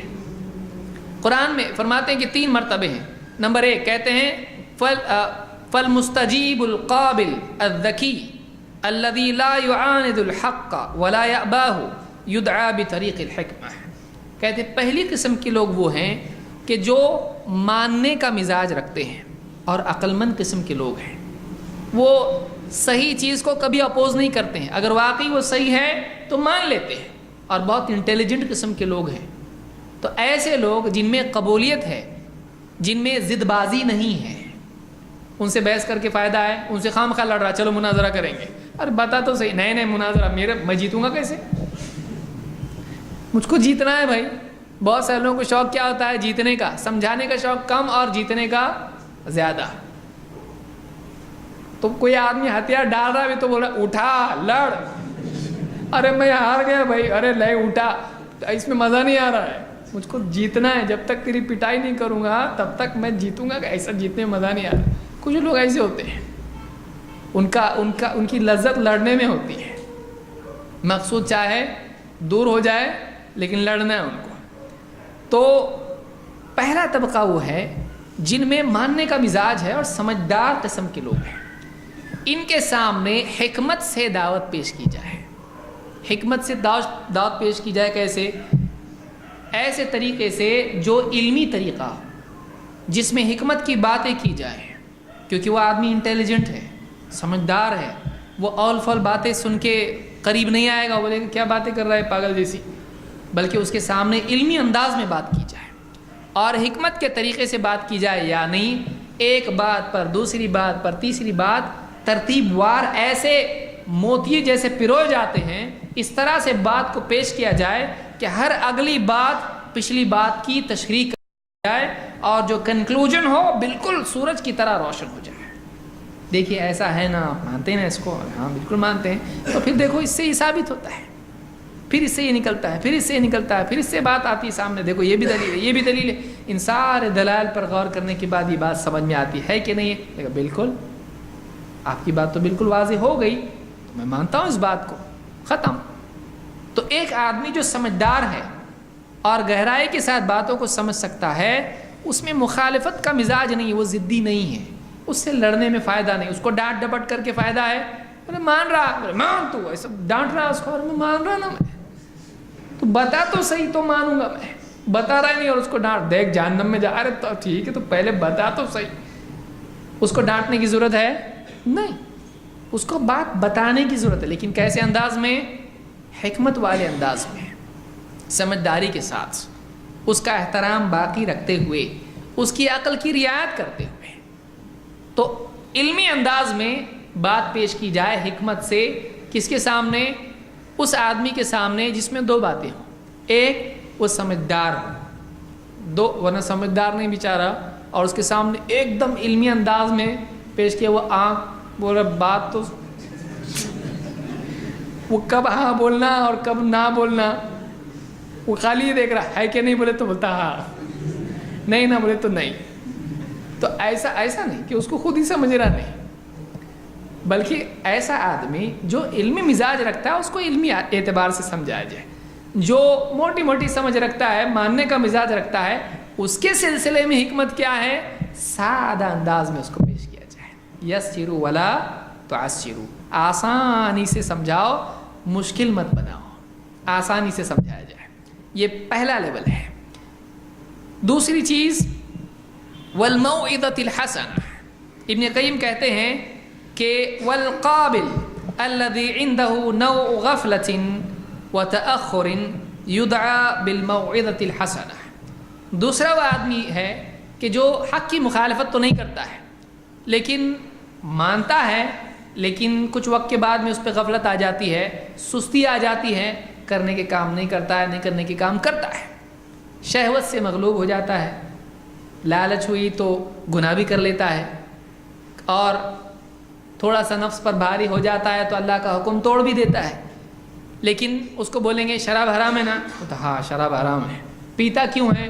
کیا کروں، گھر میں جھگڑا ہوا تو جا کے پی لیتا ہے، ٹینشن کم کرنے کے لیے، یا برداشت نہیں ہوا تو پھر یہ گناہ کر لیا میں نے، جھوٹ بول دیا، چوری کر لی، ملاوٹ کر دی، یا بزنس کے لیے ایسا کر رہا ہوں، تو وہ مانتا ہے، اس کو بتائے تو ہاں ہاں سر ہلاتا ہے، بات تو صحیح ہے، سمجھتا ہے اس کو کہ میں کیا کر رہا ہوں، غلط کر رہا ہوں، وہ انکار نہیں کرتا ہے، لیکن نفس سے مغلوب ہے۔ ایسے آدمی کو کیا کرنا پڑے گا؟ وہ 5 ٹائم کی نماز مانتا ہے لیکن پڑھتا نہیں، اس کو کیا بولیں گے آپ؟ دیکھو 5 ٹائم کی نماز فرض ہے، ایسا بولیں گے؟ بولے کہ صحیح ہے، بولے 5 ٹائم کی نماز فرض ہے، بولے ہاں بالکل صحیح ہے، تو اس کو معلومات دینے کی ضرورت نہیں ہے، وہ تو مان رہا ہے آلریڈی۔ اب اس کو ضرورت کیا ہے؟ دھکے کی ضرورت ہے، اس کو معلومات کی نہیں، اس کو دھکا چاہیے، اس کو تھوڑا ایک پش چاہیے، اس کو جنت جہنم کی بات چاہیے، اس کو تھوڑا دل میں ڈر پیدا ہونا چاہیے کہ میں جو کر رہا ہوں وہ غلط ہے، یہ چیز صحیح نہیں ہے، اس کے جذبات ایسے بنائے جائیں کہ وہ عمل کرنے والا بنے، اس کو رغبت اور رہبت کے ذریعے سے امید دلائی جائے جنت کی، تاکہ وہ عمل کرے، سستی جو اس میں آ گئی ہے وہ سستی جائے گی، اچھا ایسا ملے گا، عمل کرے گا، اور اس کو ڈراوا سنایا جائے جہنم کا، تاکہ وہ ڈر کے گناہوں سے رک جائے۔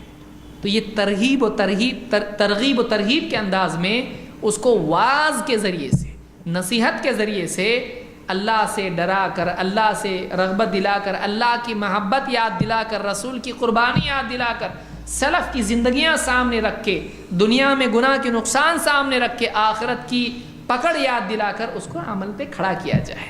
ماننے والا ہے، جاننے والا ہے، لیکن کرنا اس سے ہو رہا نہیں، تو اس کی گاڑی میں پیٹرول تھوڑا ڈالا جائے، اگنیشن وغیرہ اس کا صحیح کیا جائے، کرنٹ اس میں آ جائے، سب ٹھیک ٹھاک، وائرنگ اپنی جگہ پر صحیح ہے، کرنٹ ہی نہیں ہے، اس کو کرنٹ دیا جائے، پنکھا چالو ہو جائے گا، اس کا روشنی ٹیوب بتی سے لگے گی اس کی، تو آدمی عمل پہ آئے گا۔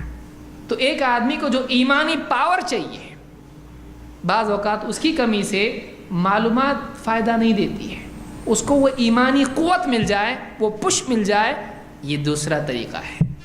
اس لیے دیکھیے، یہ وہی آدمی کر سکتا ہے جو کیٹیگرائز کرے پبلک کو آدمی، یہ آدمی کیسا ہے، یہ جانتا ہے لیکن عمل نہیں اس کی زندگی میں، اس کو رغبت دلائے۔ لیکن یہاں بھی حکمت چھوڑ کے کر سکتے ہیں آپ، حکمت یہاں پہ بھی جڑی ہوئی ہے، الگ نہیں ہے اس سے، یہ حکمت ہی کا نتیجہ ہے کہ آپ نے پہچانا کہ کس کو کیا بات کرنا چاہیے۔ اور تیسری پارٹی کون ہے؟ بولتی کتنا بھی بولا ہم نے ماننے والے، ہمارے مفتی صاحب نے ایسا بولے ہم کو،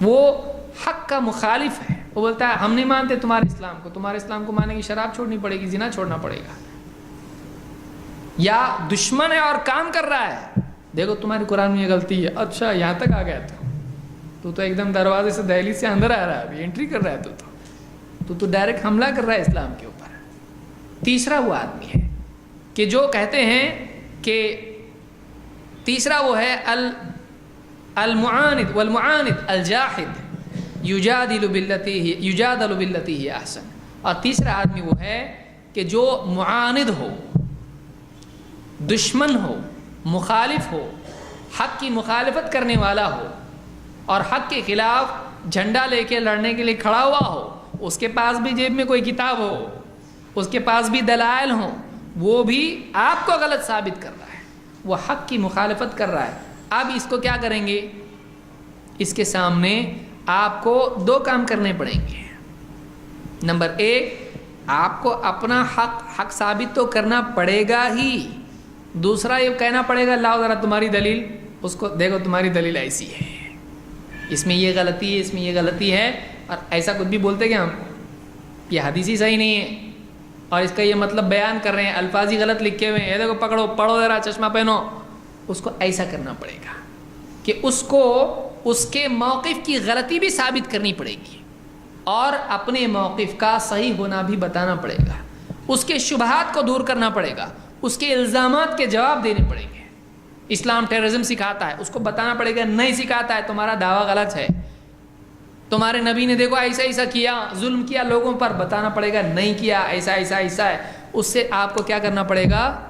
اس سے آپ کو مجادلہ کرنا پڑے گا، بحث مباحثہ ڈیبیٹ کرنا پڑے گا۔ کیوں؟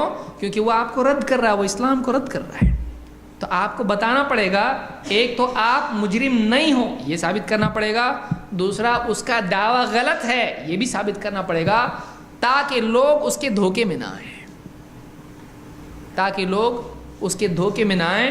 آپ کو بتانا پڑے گا یہ غلط ہے جو تو بول رہا ہے، تاکہ لوگوں پر حق واضح ہو جائے کہ یہ غلط ہے اور یہ صحیح ہے۔ ایسے موقع پر دونوں چیزیں ثابت کرنی پڑتی ہیں، حق کا حق ہونا اور باطل کا باطل ہونا۔ یہ کیسے ہوتا ہے؟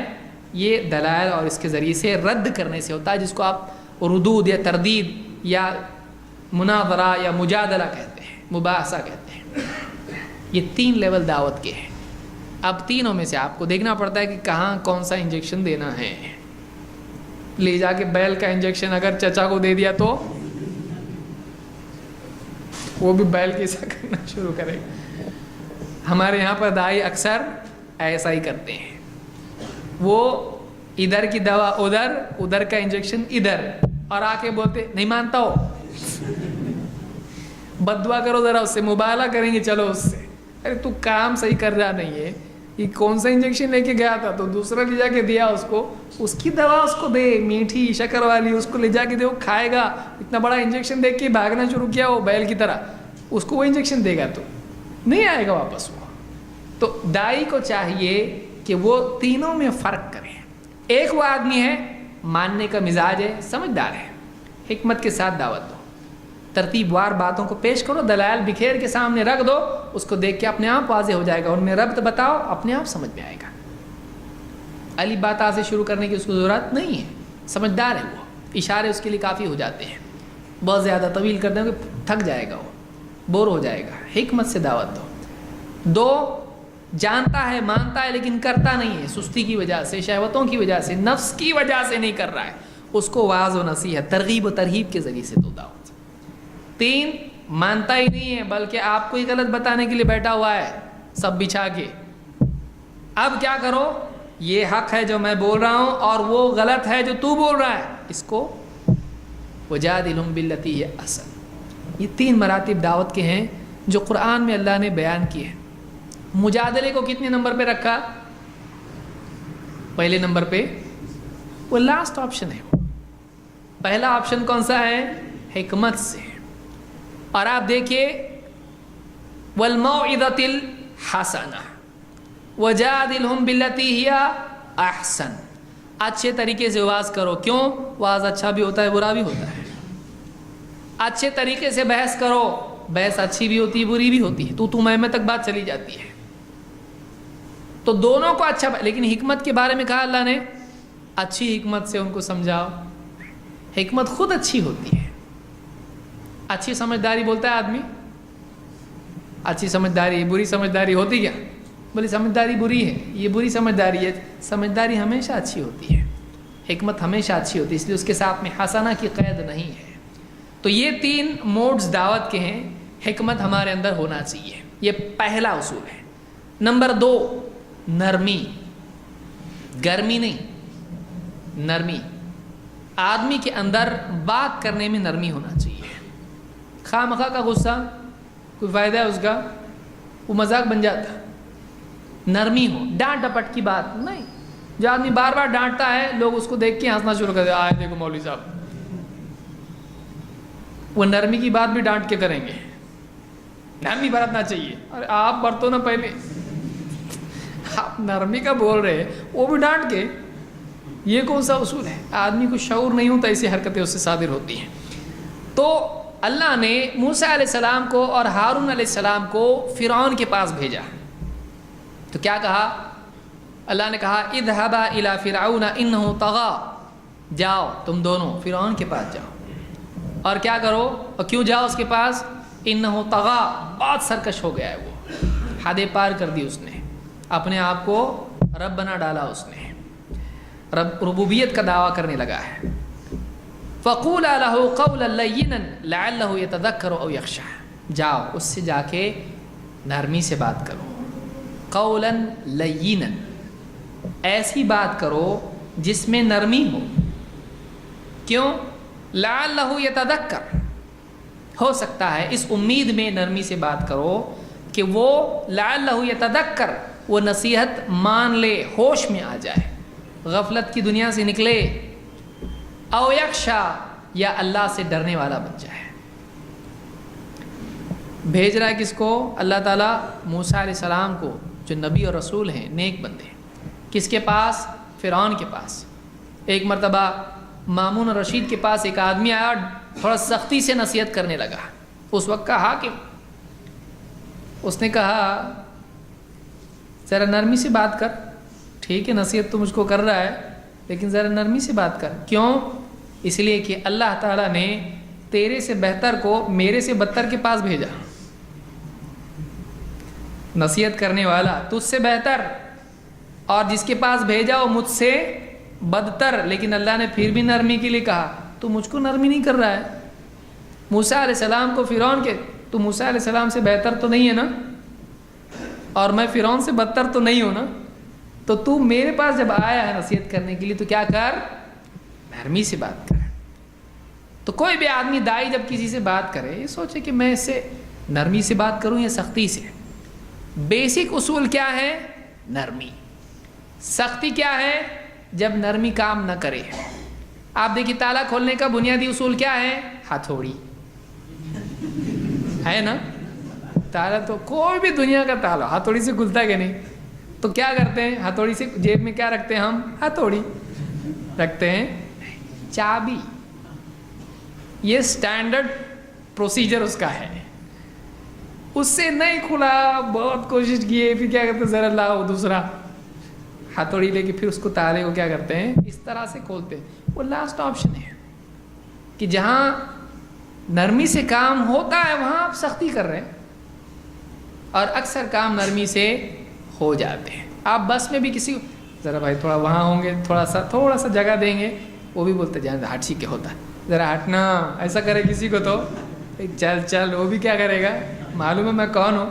سختی سے بننے والے کام بھی بگڑ جاتے ہیں. ڈاکٹر بھی آتا ہے انجیکشن لگانے کے لیے، کیسی بات کرتا ہے؟ چلو لیٹو، ایسا بولتا ہے؟ کیسے کیا کھایا کل؟ بات کرنے میں لگاتا اس کو. کیسا ہے بیٹا، اسکول جا رہا کہ نہیں جا رہا؟ چپ جاتے. کیا کیا ڈاکٹر نے؟ نرم بات کرنے میں دے دیا انجیکشن، معلوم بھی نہیں پڑا. ایسا کیسا کرتے آپ؟ تم کو دھیان تمہارا ادھر رکھنا ضروری ہے. پیار سے بات کر کے ایک انجیکشن دے دیا، ہو گیا ختم. بچوں کی ختنہ بھی کرتے ہو کیسا کرتے ہیں؟ ہاں سب کو معلوم ہے. دیکھو یہاں دیکھو چڑیا دیکھو، اس کو بیلا پھسلا کے اس کو اگر لائیں گے کھینچتے گھسیٹتے تو کیسا کرے گا؟ ایک دم کوئی ٹانگ کھینچ رہا اس کی، چال آپ تجھ کو یہ کرنا ہے، اس کو بتایا تو اور زیادہ وہ بھاگنا شروع کرے گا، جانور سے بھی زیادہ زور سے چلانا شروع کرے گا وہ۔ تو نرمی ہونا چاہیے، کیونکہ دین نفس کے اوپر بار ہے، اس کا انعام بہت بڑا ہے، لیکن دین میں پابندی ہے، اور پابندی کی طرف جلدی آدمی آتا نہیں، اس کے لیے اس کو نرمی سے لانا پڑتا ہے۔ چلیے ذرا آئیے، ایسا کرنا پڑتا ہے۔ شادی کی دعوت دیتے کیسی دیتے آپ؟ آؤ نہیں تو ٹانگ توڑ دیں گے، کچھ ایسا بولتے آپ، اور سب کو لے کے آنا، ایسا آپ ڈانٹ ڈپٹ کر کے بولتے نہیں، آپ پیار سے بولتے۔ دشمن کے بھی گھر پہ جاتے کیسا بولتے؟ دیکھیے میرے بیٹے کی شادی ہے، بیٹی کی شادی ہے، آپ کا آنا، آپ کے آنے سے چار چاند کچھ لگنے والے نہیں ہیں، لیکن پھر بھی بولتا ہے، کیا بولتا ہے؟ آپ آئیں گے تو میری رونق آ جائے گی اس میں، بھولنا مت، ہاں آنا پلیز آنا، بہت پیار سے بلاتا ہے اس کو۔ باہر آ کے بہت کچھ بولتا ہے، نہیں آیا تو یہ اچھا، لیکن کیسا بولتا ہے جا کے، کتنا اکرام سے بولتا ہے۔ تو آدمی شادی میں بلانے کے لیے اتنی نرمی برتتا ہے، اللہ کے گھر میں، اللہ کے دین میں بلانے کے لیے نرمی نہیں برت سکتا آدمی۔ کتنی افسوس کی چیز ہے، کیوں؟ اس لیے کہ شادی کی اہمیت ہم کو معلوم ہے، اپنی عزت کی اہمیت معلوم ہے، اللہ کے دین کی عزت اور اللہ کے دین کی اہمیت ہم کو اتنی معلوم نہیں ہے، یا ہم غفلت میں پڑے ہوئے ہیں۔ تو نرمی، اسی لیے اللہ نے کہا فَقُولَا لَهُ قَوْلًا لَيِّنًا، جاؤ تم فرعون کے پاس جاؤ، نرم بات کرو اس سے۔ کیوں؟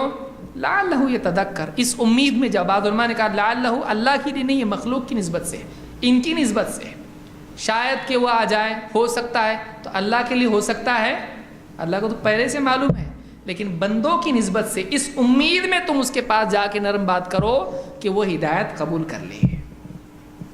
ہو سکتا ہے وہ کیا کریں؟ لعلہ، تاکہ وہ یتذکر، وہ اپنی غفلت سے نکلے، نصیحت مانے، او یخشا، اس کے دل میں اللہ کا ڈر پیدا ہو، اللہ کی بڑائی اس کے سامنے بیان کرو۔ تو نرم بات کرنا، اللہ تعالیٰ نے فرمایا نبی کے بارے میں فَبِمَا رَحْمَةٍ مِّنَ اللَّهِ لِنْتَ لَهُمْ، اے نبی یہ آپ کے رب کی آپ پر رحمت ہے کہ آپ لوگوں کے لیے نرم بنائے گئے ہو۔ وَلَوْ كُنْتَ فَظًّا غَلِيظَ الْقَلْبِ لَانفَضُّوا مِنْ حَوْلِكَ، اگر آپ سخت دل، سخت زبان ہوتے، یہ سارے لوگ جو آپ کے آس پاس جمع ہیں آپ کے پاس سے بکھر جاتے، چھٹ جاتے ہیں۔ فَاعْفُ عَنْهُمْ، ان کو معاف کرتے رہیے۔ وَاسْتَغْفِرْ لَهُمْ، اللہ سے بھی ان کے لیے مغفرت کی دعا کرتے رہیے۔ وَشَاوِرْهُمْ فِي الْأَمْرِ، اور ان سے مشورہ بھی کیا کیجیے۔ تو اللہ نے یہاں پر نبی سے کہا اگر آپ سخت دل ہوتے، سخت زبان ہوتے، آپ کے آس پاس کے لوگ بھاگ جاتے ہیں۔ بھگانے کا سمپل فارمولا کیا ہے؟ سختی سے بات کیجئے، آپ کے اپنے بچے بھی بھاگ جاتے، آئے، بیوی بھی بولتی آئے، دیکھیے آتے ہی ڈانٹ ڈپٹ، بچے کو ڈانٹ ڈپٹ، بیوی کو ڈانٹ ڈپٹ۔ جو آدمی ڈانٹ ڈپٹ والا ہوتا ہے لوگ اس سے ڈرتے ہیں لیکن نفرت بھی کرتے ہیں۔ جو آدمی محبت کرنے والا، نرمی کرنے والا ہوتا ہے، محبت میں آدمی بہت ساری وہ باتیں مان لیتا ہے جو ڈانٹ ڈپٹ سے نہیں مانتا ہے۔ دیکھیے آپ کروا کے دیکھیے، بہت ساری باتیں آدمی محبت میں مان لیتا ہے، جو آپ اس کے اوپر ڈانٹ ڈپٹ کریں گے تو نہیں مانے گا، اور وقتی طور پر مانے گا، آپ کی موجودگی میں مانے گا۔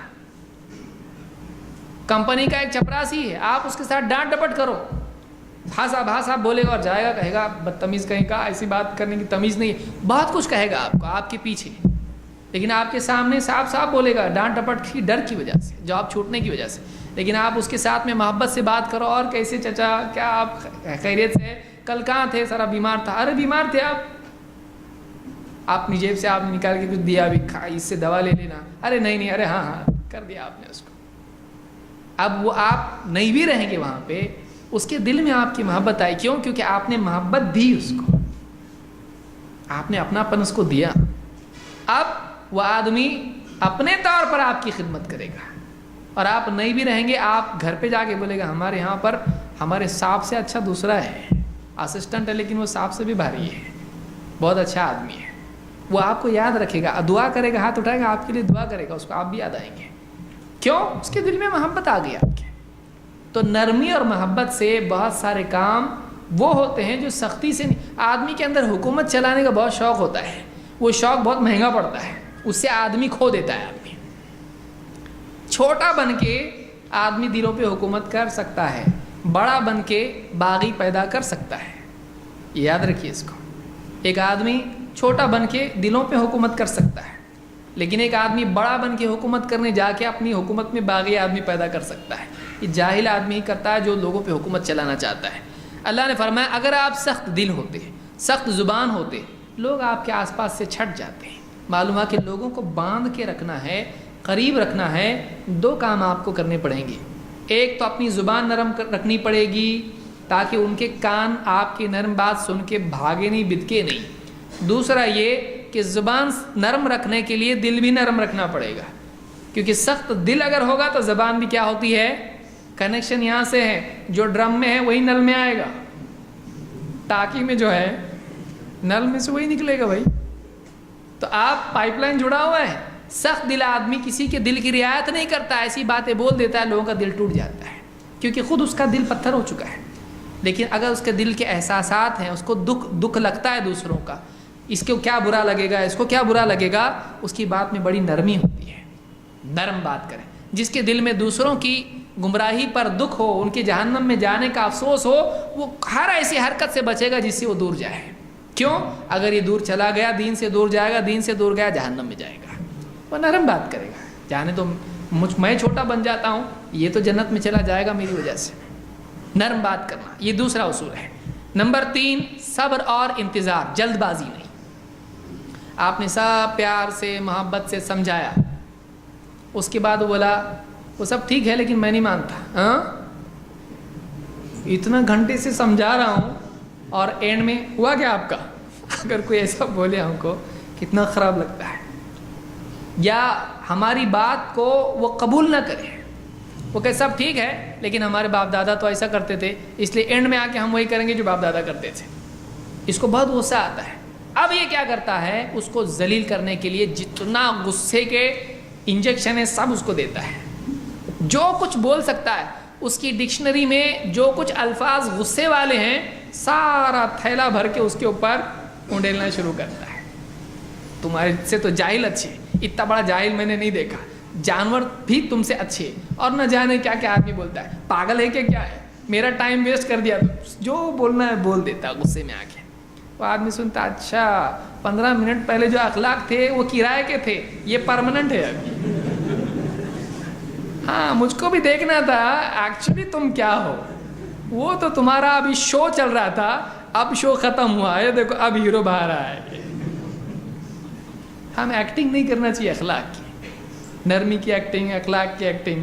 ایکٹنگ نہیں, ہماری زندگی کا حصہ بن جائے. وہ اخلاق اصول کی بنیاد پر ہو, دکھاوے اور بناوٹ کے اخلاق نہیں ہونا چاہیے. اخلاق وہی ہے جو واقعی, وہ کچھ کپڑے ہوتے ہیں نا, گھر پہ لایا ایک بار دھویا تو پورا رنگ ہی چلا گیا, بولے کتنا اچھا کلر دکھائی دے رہا تھا, ایک بار دھویا کہ پورا دھو ہی دیا اس نے, پورا ایک دم پیسے ہی دھو دیا میرے پورے. ایسا کلر ہمارے اخلاق کا ہو جو ایک بار دھونے سے نکل جاتا ہو نہیں, پرماننٹ ہونا چاہیے. صبغۃ اللہ ومن احسن من اللہ صبغہ, اللہ کا رنگ عقیدے کے اعتبار سے, دین کے اعتبار سے, اخلاق کے اعتبار سے. اللہ جو رنگ میں ہم کو ڈھالنا چاہتا ہے, ہم ہمیشہ کے لیے پرماننٹ کلر ہونا چاہیے ہمارا ایسا. تو وہ مانے نہ مانے, ہم اپنے اخلاق کے لباس سے باہر نکلیں نہیں, اس کے سامنے برہنہ ہو جائیں گے. بہت سارے لوگ اس لیے بھی چھیڑتے ہیں کہ دیکھیں گے ان کا اخلاق کیسا ہے, اور پھر جب آدمی واقعی اخلاق پر باقی رہتا ہے بدتمیزی کے بعد بھی, تب معلوم پڑتا ہے, وہ بولتا ہے نہیں واقعی, تب وہ پھر مروب ہو جاتا ہے. کچھ لوگ کیا کرتے ہیں, بدسلوکی کرتے ہیں ہم کو ڈسکریج کرنے کے لیے, ذلیل کرنے کے لیے. لیکن ہم جب اس کا اثر نہیں لیتے ہیں اور اپنے اخلاق پر باقی رہتے ہیں, اپنے طریقے کو چھوڑتے نہیں ہیں, اپنے اصول سے ہٹتے نہیں ہیں, اس سے اثر لیتے نہیں ہیں, امپریس ہوتے نہیں ہیں, تو پھر وہ امپریس ہو جاتا ہے. کیونکہ ظلم ندامت پیدا کرتا ہے, بدسلوکی حیا پیدا کرتی ہے. جب ایک آدمی کسی کے ساتھ بدسلوکی کرتا ہے, کوئی بولے نہ بولے اندر سے بولتا ہے دیکھ وہ کتنا اخلاق والا ہے, تو دیکھ ذلیل کہیں کا. اندر سے آدمی کا دل بولتا ہے, اس کو خود محسوس ہوتا ہے یہ مجھ سے بہتر ہے, میں نے برا اس کے ساتھ سلوک کیا لیکن پھر بھی وہ اخلاق پہ باقی ہے, وہ اچھا ہے, میں برا ہوں. آدمی کے دل میں اللہ نے وہ چیز رکھی ہے, وہ احساس آدمی کو پیدا ہوتا ہے. ہم اپنے اخلاق پر باقی رہیں. لیول 1 پہ وہ نہیں مانا, لیول 2 پہ مانے گا. رکیے, انتظار کیجیے. انتظار, ہم لوگ بہت بے صبری ہیں, خلق الانسان من عجل.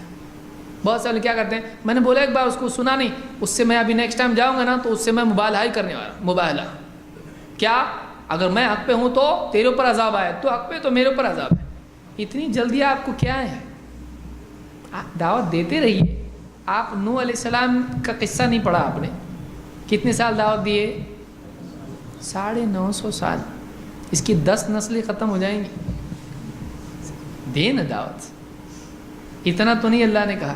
60 سال کے, اس میں بھی معلوم نہیں کب آ کے فرشتہ بولے بہت ہو گیا تمہارا, چلو ابھی. کب نمبر لگے گا معلوم ہے.